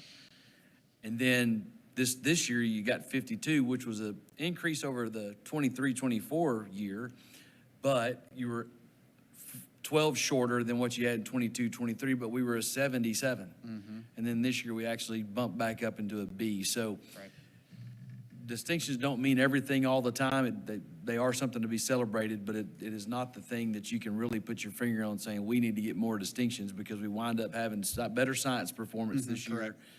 But we didn't get as many distinctions. Correct. Is what we're typically usually getting in science. That's correct. Okay. Yep, absolutely. Yeah, that's it. If you have any more questions. Comments? I have a quick question, but I might be spoilering the next agenda item, but I'm just curious as to whether there's correlation between TIA and the jumps we're seeing, particularly with closing the gaps. We can spoil it for you if you want. But when we see improvement in performance or growth, we do see an improvement or an increase in the number of top designations. Absolutely. That's correct. Closing the gap specifically, I would expect that to be true because the way you improve closing the gaps is everybody improves. And as Dr. Gropel said, those are your two lowest groups you're evaluated on. So if that group comes up, we would expect everybody to improve. Mr. Lasea? Thank you, Madam President. If you go back to your slide number 2, I think, where it's got the 22 through 25 district ratings, there you go. Explain to me a little bit more about the change up in the evaluation, because when I look at a chart, I don't necessarily look at year for year because things can change just in that one. So I like to look at 4 and 5 year spans.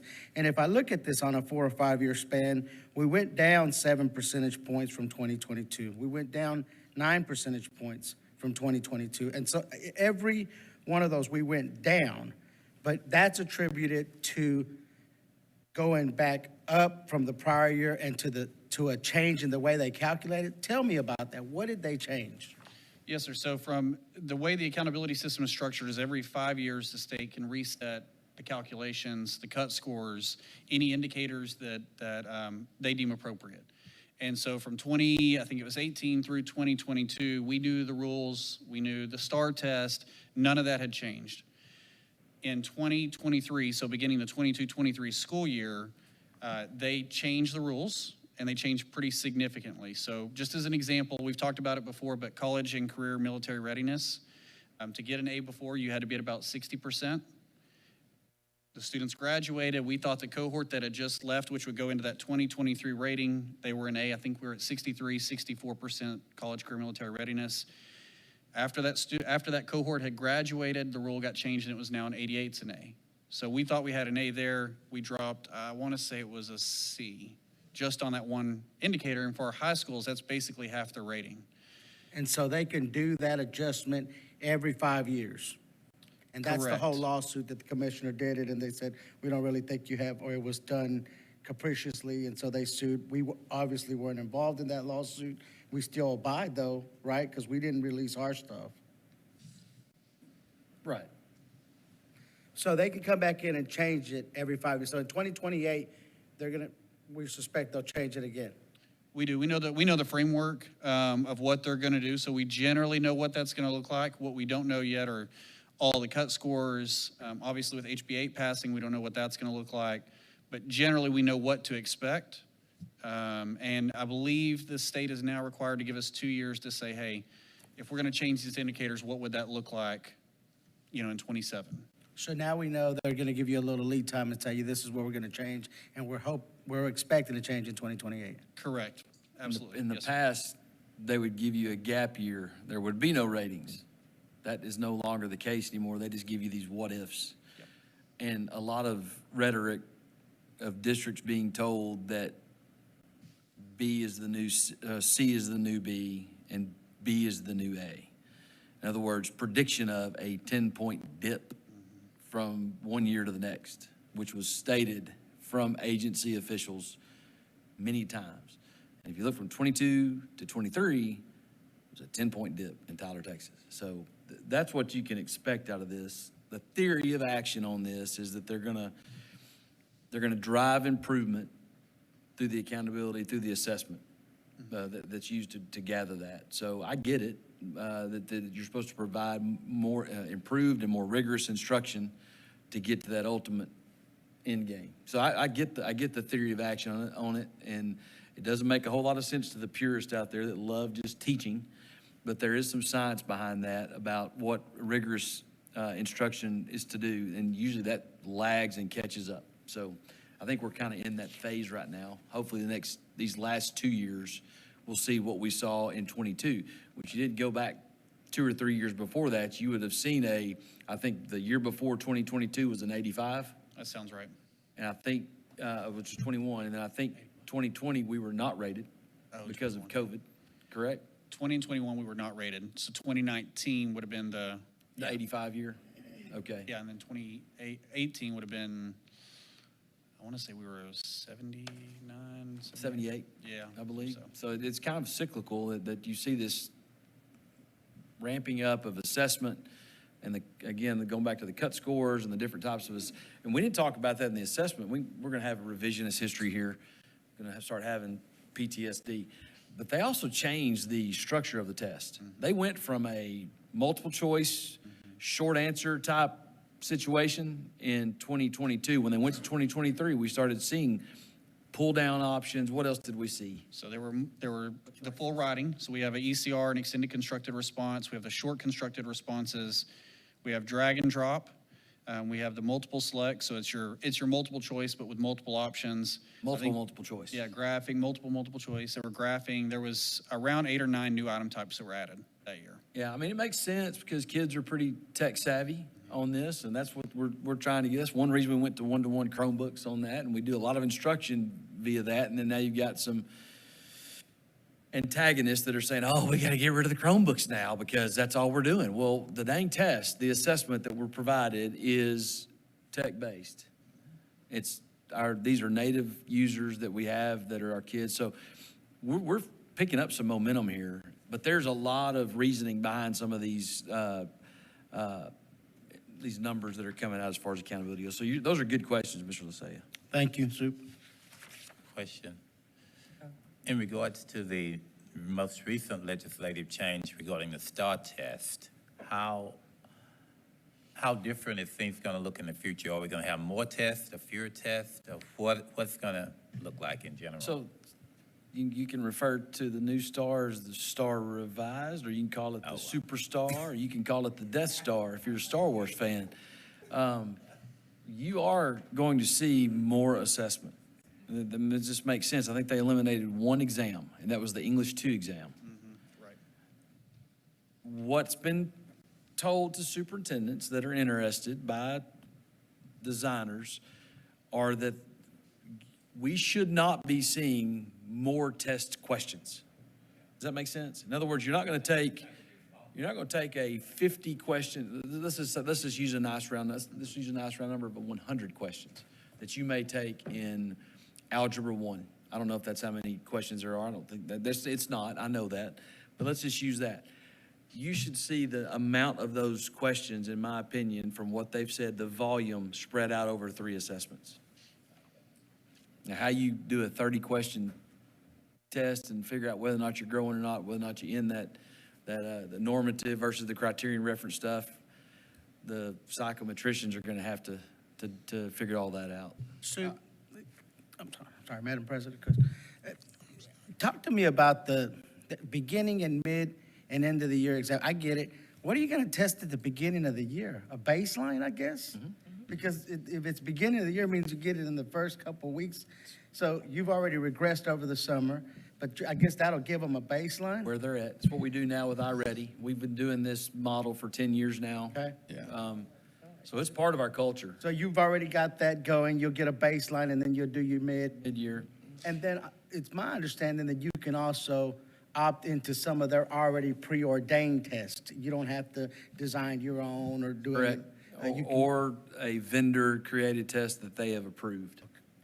I mean, I've had conversations with the architect of this, and I get it. I mean, there is some good reasoning behind bundling everything. In education, we're always oppositional because of who's in charge of making these decisions. I don't care what side it is, left to right, right to left. We try to stay away from politics, but that's really the reason why we're oppositional towards that, because how dare they that group tells us what we should be doing. But as a pragmatist, someone who looks at systems and sees that we've got people that are not choosing education as their first profession, and that we're having to teach our own teachers how to teach. The theory of action, I can get behind this bundling of curriculum and interim assessments to the ultimate assessment if we're going to have a high-stakes accountability thing. So I think that's how we need to embrace this. which is very similar to the culture that we already have here. And I'm here to tell you, the reason this came about was there are a lot of school systems, I won't say a lot, I can't put a number up, but there were many school systems that were not already doing this. Lance knows one in particular that we were just waiting until the STAR test to the very end, because our kids can just walk in there and do it. That's not been the case here. We needed to have real-time information, and that's what they're looking for with the state. I think it's good practice. But yeah, I'm hoping the volume of questions are not going to be the same every time that we assess our kids. The volume will change, but the number will stay the same for us as a district, because we've been doing most of this testing. That's the theory, yes, sir. Yeah. Our Okay. teachers and That's our principals and our parents are used to this. I hope it's not much different than what we're Right. already doing. Okay. Anyone else? I've got one thing and I know the answer to this already because I already asked Dr. Curitan. But you talked about the what-if rating that was provided to us using the 88 data in 2022 and what that would have looked like in 23, correct? With the 2023 rules. With the 2023 rules. Okay, so in adverse, with the performance that we just had this last year in 2025, using the 2022 rules, can you provide an indication of your best estimate with all the resources that you have of what that would have ballparked us? I would ballpark us at probably around a 91, 92 if I had to guess. Okay. Taking those rules and applying them forward to this new test. So we love getting in that, and he loves it, like he lives it. But I always like to look at it from different, so if they're gonna do that to us, then what would that have looked like? So, you know, we'd love to have had a 91 here in 2025 if we use 2022 as the standard, which when you can start talking about accountability, you need to be proud of that 81, I think, and you have concerns when you don't get the score that you want, but it's a fluid thing. It's an amoeba. It is something that is not going to stay standard to where we're going to have the same things in 20 years. I mean, Mr. Bergfeld probably took the TABS test back in the day. I did too. Just aged you. But TABS, TEAMS, TOS, TAX, STAR, is this all right? Was that one of them? So I'm just saying that I think that it's interesting that the board has interest in this and understands it enough to be dangerous and kind of how the game is played on this. We need to stay ahead of the chains on this, there's no doubt about it, and not be surprised because we're starting to kind of figure this out, so. Off of what you said, I was kind of doing the same thing when you were looking at that. I was like, well, what if we would have done this on this year and those rules apply? Because it is almost like we go up and then we go down and then we go up and then we go down. And so, but you look at it and you can see that we obviously are doing some great things because we are, you know, we are improving, and that's the main goal. And so even though it shows, you know, 81, 78, 74, we are still improving, and that's. Yeah, one thing this board found out this summer from Dr. Howard when you were doing Lone Star governance training was the coupon that you get the higher your ECODIS is. So when you start talking about certain East Texas school systems and trying to catch them and beat them, yeah, 10% more ECODIS kids as applied to what we have. We've kind of played around with those numbers a little bit and kind of ballparked where we would kind of land. But at the same time, we're not going to spend too much time on that because if we weren't 78% and we were at 68% or 58% ECODIS, it would be even that more difficult. So I do appreciate the commissioner, the guy that has designed all of this in his time of service in Dallas ISD, understanding the degree of difficulty that some factors do add in a school system's rating. And I'm hoping that continues. Now, that is something that is in House Bill 8 that may or may not have gotten in. And I'm hoping we can work on it in the 90th session to continue to keep that degree of difficulty in there as well. Anyone else? Okay, on to TIA. Thank you. All right, Dr. Curitan's going to stay, but Executive Director of Human Resources, Sherry Taylor, will come up here. These are our two resident TIA, Tyler Optimal Performance Programs, teacher programs, experts. And so we're going to turn it over to them to give you all a TIA update. Well, good evening. Good evening. So thank you for having us. It is our privilege to be here. We always love talking about Top Teacher Program and giving you the update. And we have some good news. Mr. Martinez, we have some news for you here in a second. Just a reminder that the Top Teacher Program, this was created by the state in hopes to get our teachers to closer to six-figure salary. And Tyler ISD has been a participant we're going our 5th year, and we have been approved to continue for another 5 years. Yes.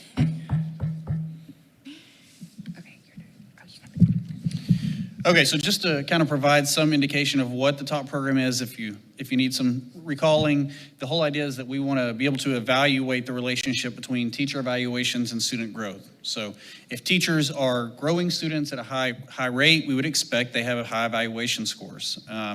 So if you look at that plot, generally that correlation is what we would expect to see. And this last year when we evaluated our data, or this year when we evaluated the data for last year, we actually saw it's the strongest we've ever had. So we are as good now at evaluating growth with our teachers as we've been, at least in the last 5 years.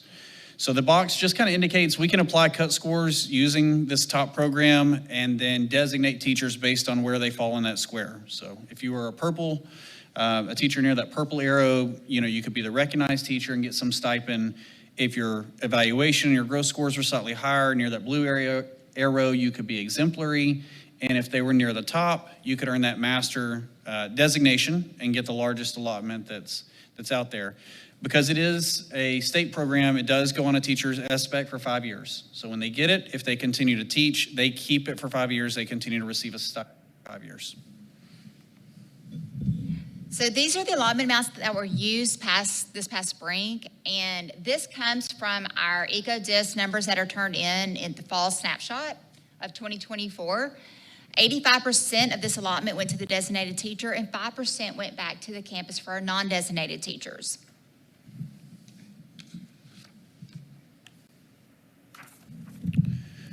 Okay, so to earn a designation, we have a few criteria, 2 of which are state required. That would be evaluations and student growth, and then 2 that we apply locally, 1 of which is attendance, and the other is student surveys.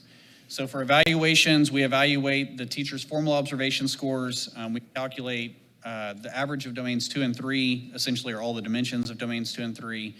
And what we're looking for is that they have a score of 3.7. So they're kind of at that second highest proficiency in terms of an evaluation score.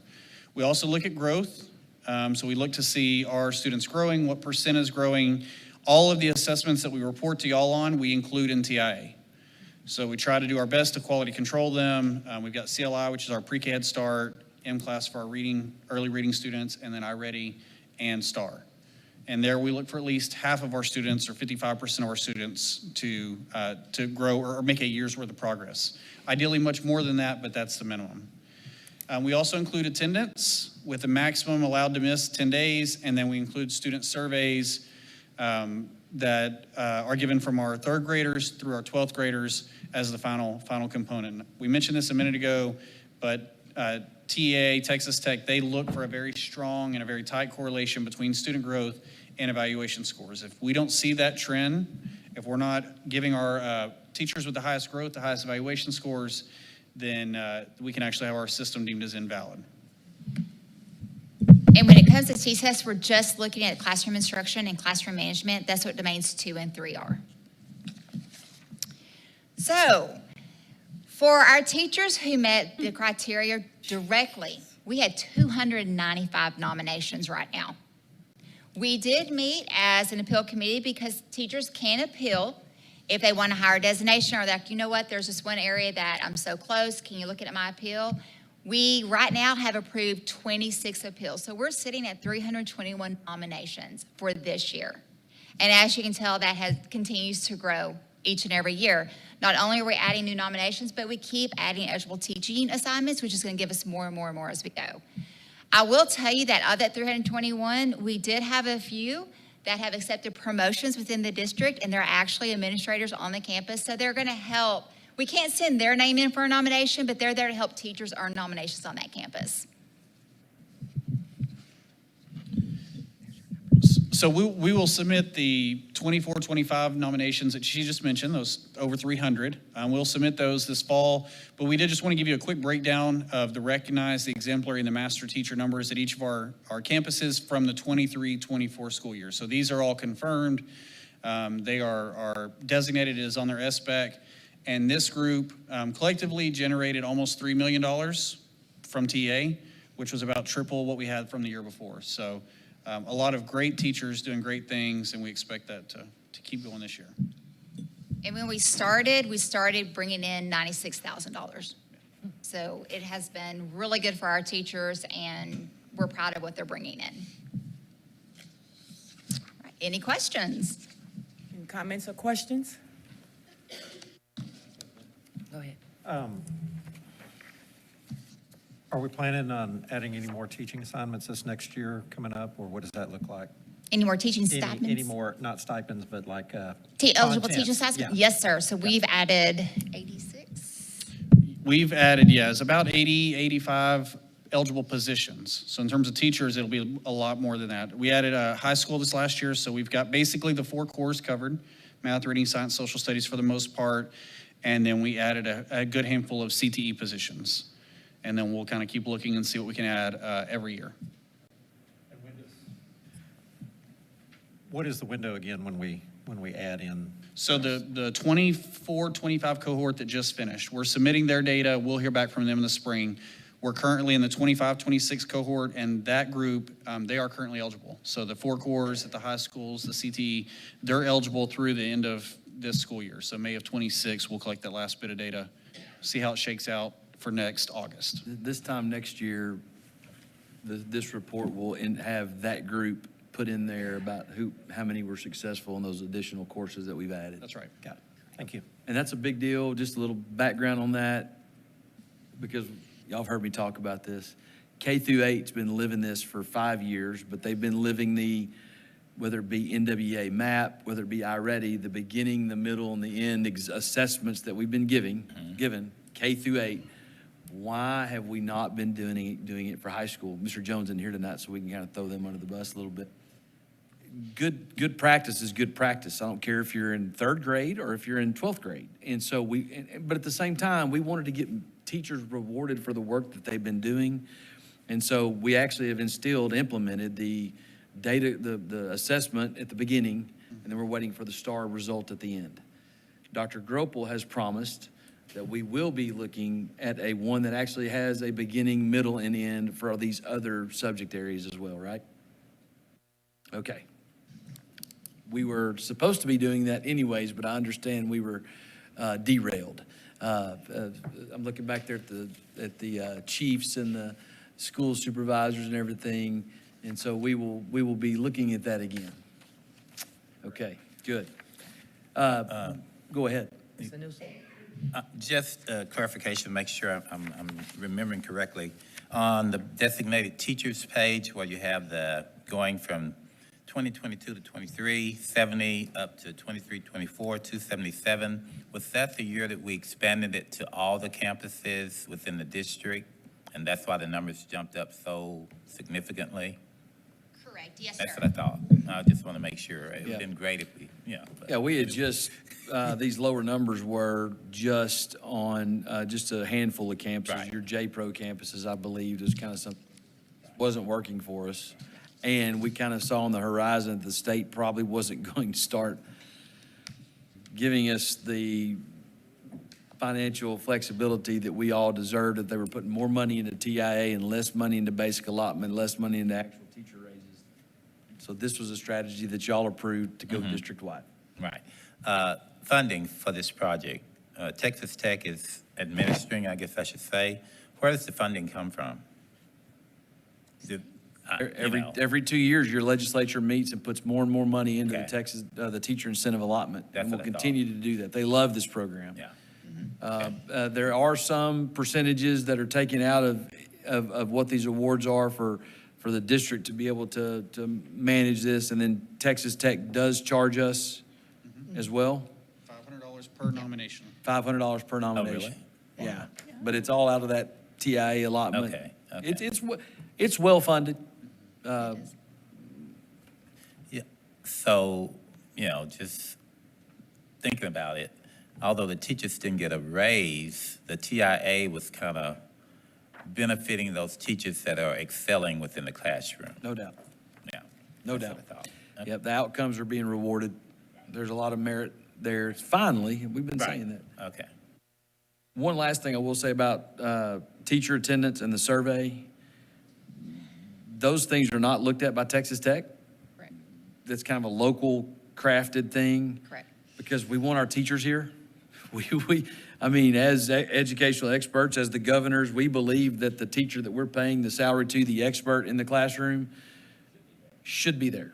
And if you went to the Teacher of the Year banquet last year, Educator of the Year banquet last year, and our secondary Teacher of the Year, when she talked about when they had 2 sick kids at home, she coordinated with her husband to stay home some days to watch those kids because they could, so that she made sure that she was at school because it was important, but also because of TIA. That was a heartwarming deal. I wish all of our educators had that, and most of them do. And then the survey, it's student survey, and some people may be thinking, well, I don't want a 3rd grader, giving me feedback about how they feel, or a 10th grader because they're always grouchy when they come to school anyways. But we believe in that too, that the classroom experience, the school experience matters as well. And both of those areas are weighted. They can tip you over and they can help you, but it's not something, it is about outcomes and student growth. We actually, you changed the number of surveys, didn't we, for high school? We recalibrated, used some nationally normed statistics to be able to reduce the amount, how rigorous it was. It was coming back to us as a little bit too stringent. Yep. Just for the middle and the high schools, just our secondary campuses. Elementary was fine, but we got data back that the benchmarks were a little different for secondary, so we made the adjustments to fit that. Mr. Lysia? Thank you, Madam President. Do you know a total amount of money that we spent on TIA last year? We can tell you the total allotment that we've earned. That, and then do you have any idea how many teachers total got that money? Yes, if you look at slide 6, Mm-hmm. that is number of teachers we have per campus. Okay. And then they brought in almost $3 million last year. $3 million on it. Well, the slide you just had up too, right? Mm-hmm. 277? 277 last year. That was approved. That's in teachers, and then 3 million was the total amount? Right under Just 3 right million, under, yes, like sir. 285, 229, and then 295 is what's been submitted for this year. We don't know what the amount will be until spring. Correct. Sue, I know that this is not directly in this report, but it may be related. I'm new back again to the board. Do we have anything on the administrator side of this where principal stipends or principals that have these teachers on their campus that show us, does the principal have any incentive? Oh, yeah. We have programs like that. Been there since you've been on the board. Right. Yeah, Right, but it's still around. it's around. Yes, sir. And it's calculated in a similar fashion? Or does it come from teacher allotment money, or is it a separate bucket? No, it's in the budget that y'all adopt every year. How much, Casey? No, I don't need the number. I just want to make sure, is it coming Yep, out of? We've got it, yep. Thank you, that's all I got. Anyone else? I'm just curious about one quick thing. Is there any teachers that are turning down other opportunities or promotions to stay in the classroom? Yes, sir. They're doing a good job. They're collecting, they're earning that TIA, and they are. And there are some that don't care. They're like, get out. I will say this year, they did, whenever they talked about the raises and they talked about TIA, some recalibration on TIA, they did put in there for instructional coaches to be eligible for this, correct?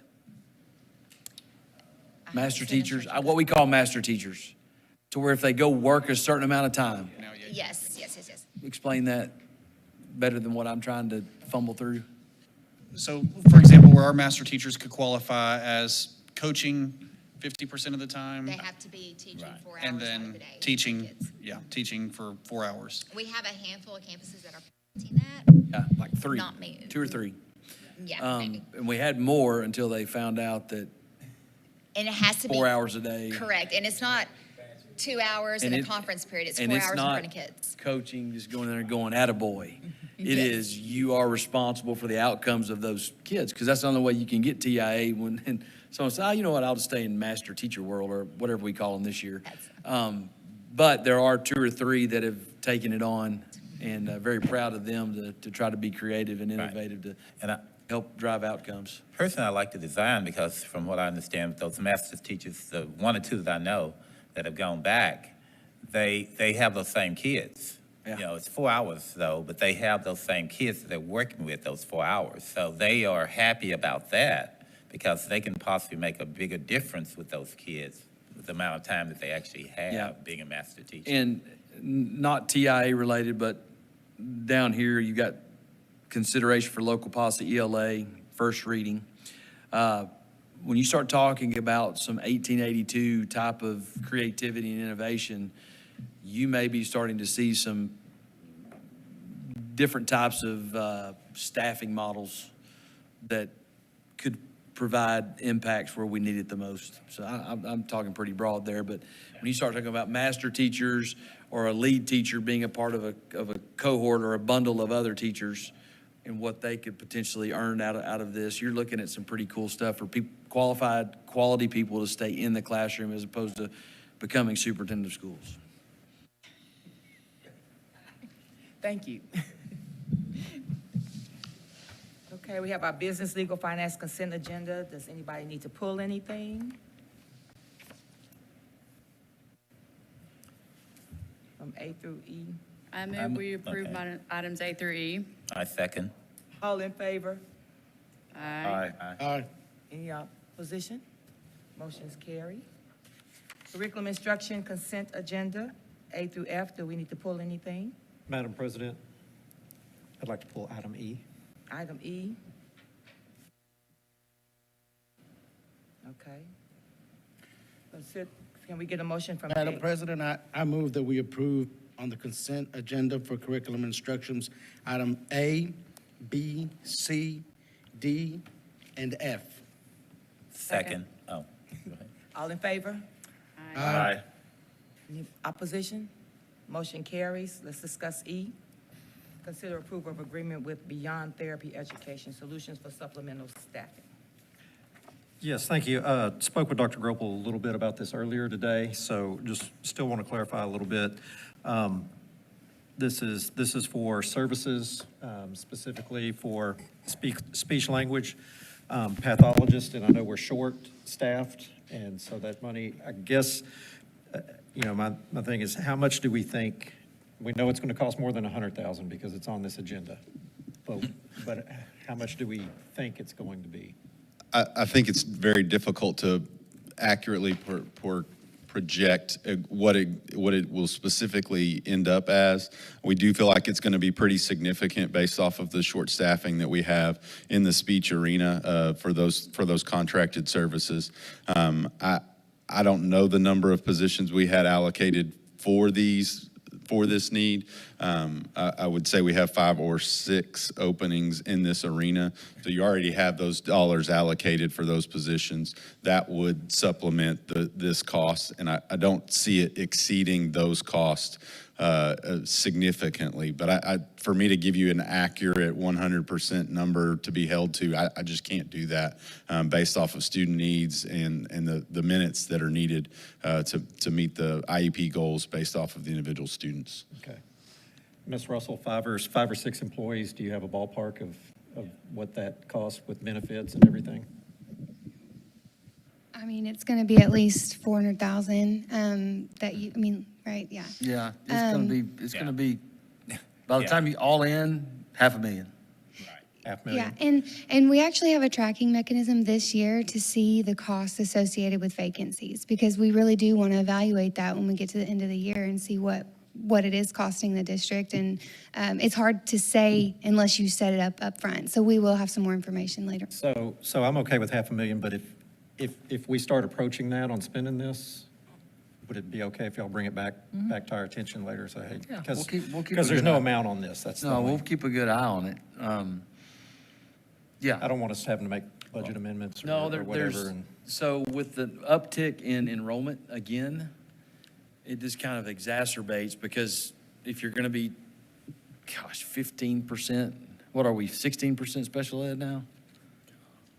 I think 15 is a more accurate number. 15%. The additional kids that are coming in, 15% of those are special ed. So you get a finite amount on here. I'll tell you what, we'll just make an agreement here at the board level that once we approach that number that we just talked about, $500,000, if there's something that we need to put in front of y'all for an update or something, we'll do that. I appreciate that. Is that okay with y'all? That's fine. I think that you're right, because knowing the salaries and depending on the tenure of that the speech therapist, it's going to run around that if you're talking 5 to 7 for sure. That's one of the problems that we're having is people are choosing to go private as opposed to working for your local public school system. It's a little bit more lucrative, a little bit more flexible. So if we're going to be competitive and get experienced people, yes, it's going to be close to that for sure. Yeah. And on a side note, I don't know if we put this in our contracts or not about no hiring between entities. So sometimes I run across that where if I'm working with, say, Brookshire Grocery Company, they have in their contract that I can't go to work for them and we can't try to hire somebody from them while we're doing business. Because I'd hate for them to scalp one of our teachers and then they're coming back serving us with this company. Does that make sense? Like, they don't do it during the year. Right, during the year. But if the job pops open in the summer and they want to go, then We do yeah, see that's some of fine. that. We see some of that with the Educational Service Center as well, out of industry for this, what we're talking about. But you're right, yeah. Dr. Crawford, I would just chime in on that these companies are not local, so a lot of the contract services we're getting through them are done virtually. So we don't have a whole lot of compete as it pertains to this, because a lot of the services they're providing are done virtually with campus staff facilitating that virtual environment. Oh, okay. So nobody's showing up to do the speech therapy with these. They're doing it virtually. Very rarely. Majority of them are done virtually, just for a convenience purpose for them and for us. We do have some that are coming in person, but it's not. I wouldn't say it's the norm. Okay. Madam President, I move to approve item E. Unless, sorry. Just some questions. I'm kind of piggybacking on what Cody said with the price tag being $500,000. Anything after that, I'd like it to come back to us. But so if I'm getting this right, is we're struggling to get speech pathologists. A lot of them, like Soup explained, it's more profitable, more relaxed, or less, or more flexible to go out and do this in the private sector. And so this is basically, we're going to contract to try to do this over the internet. Talk to me about that, because we did some of this for family members. How does that work? Is it effective? Have you seen that over the internet? Because speech delays can be numerous on a spectrum. Yeah. Are these for real bad speech delays, or the easier ones, or? That's a case-by-case basis. It's going to be based off the individual need. I will say that we have seen effectiveness. We did do some of this last year with some of our speech vacancies that we had. This is not the only contracted service that we utilize in special education to fill some of our vacancies. But yes, we have seen some effectiveness in the virtual setting with our students with speech needs. Soup, on a long-term basis for long goals, what are your thoughts on addressing this issue? Are we going to keep signing? Our people. But, I mean, it's you're going to run over here and chase this mole, and there's going to be another one pop up on you. I'm just saying, I think this is a micro example of two things. One is the funding for public education, period. Two, it is the lifting of the cap that used to be in place. Three, probably that now speech is included in special education, which used to be a separate thing. So there's multiple layers of this about how you attack it. And absolutely, we're going to spend this year looking to see what we can do to compete. But we've had some examples of some of these rural school systems that only need one service provider, offering them a chance to maybe work from home 2 days of the week, in district 3 days of the week, and maybe a little bit more money. So it's kind of your culture about what you can come up with, how creative you can be. We've talked about some of that. I don't think we really want to go there yet because we need people on boots on the ground providing the authentic services to our kids. So it's layered for me to be able to give you an answer today. No, I'm just saying. But I think over this- the, yeah, this it's is not, it's something not that's the, it's on our- not the answer for the rest of our lives. There's no doubt about that. Yeah, because it seems like we're just basically fixing a problem by hiring an outside consultant that's doing it over a TV for $500,000. Right now, that is. Yes, sir. Let me You just say- called it, I mean, you said what it is, but if we didn't have that, we would not be meeting the Which is a IEP non-negotiable. for the kids. 100%. And again, it's multi-layered on the issues with what we're talking about. And you and I are in agreement on that. You know, and being in therapy profession for at least 35 years, I know that telemedicine is a vital part of it now. Now, people like me, dinosaurs, that's been around in therapy for years and years and years, we're not exactly happy, but due to the changes and everything, that's why I said the quality of the individual therapist makes a difference. Sure. Because a good therapist is going to do what they need to do to make sure that the person gets what they need. So if you got a person that's actually doing telemedicine and they feel like there's a need for them to come in and see that individual, that student, they will do that, okay? And that's just it should be part of that ethical process of making decisions. And so that's why I say, if you get individuals that's good in their profession, they're going to do what they need to do to make sure that the kid gets what they need. So you can't go out there and buy or hire somebody that's don't have any experience. And that's why I say it's going to cost more. Because you can hire people that don't have experience and you can put them in there, but are you getting what you really want? So you have to really evaluate the effectiveness of that therapist. Yeah, we'll come back to you if we start getting to that magic number, getting close to it. And then once we get to budget for 26, 27 fiscal, we'll make sure we have, because we're studying it right now, we'll make sure that we bring something back to y'all to see what our strategy is. Because I don't want to keep doing this either. I mean, it's just what we have. Yeah. Get a motion? Second. All in favor? Any opposed? Motion carries. Superintendent staff report. Quarterly investment reports in your packet on page 42. Ms. Russell, would you like to brief the board on the investment? They look good. I did talk to our consultants this week, and they assured me that everything is looking good right now and that they would let us know if and when we had some extra cash that, for short term could be invested, when that would be advantageous. So they were happy with our level of investments right now. Okay. Interest rates? They're pretty consistent. I think they're down just a little bit, but pretty consistent. Okay. Any discussion? Okay.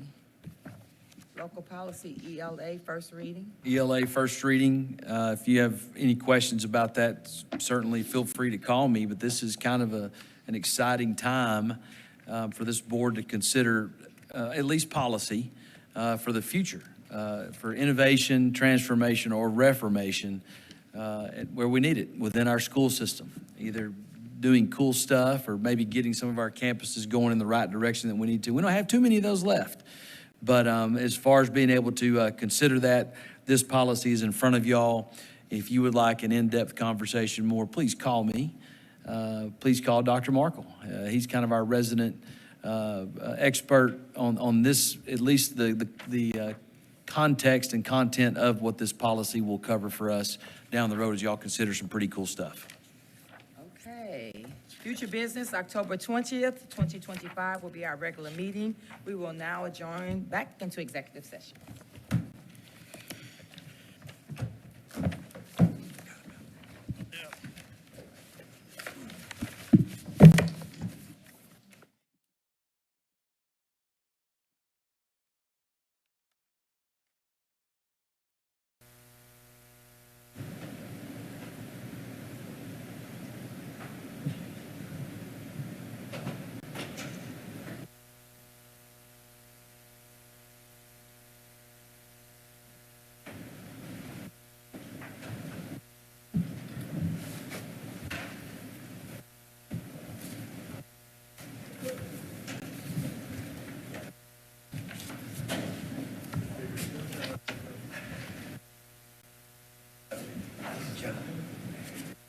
Look like a raise to the media, man. They don't realize that, that's what it looks like politically. And I always look at it through that lens. I know Ernest doesn't care because he's not running again, but it's just gonna. We have some items out of executive session. Can you indicate that we came out of executive 9? First item, Madam President. First item, sorry, thank you, is consider a possible action pursuant to section 3.2 of the superintendent's 26 contract. Oh, I'm sorry. Did you hear me? Consideration and possible action pursuant to section 3.2 of superintendent's 2025-26 contract.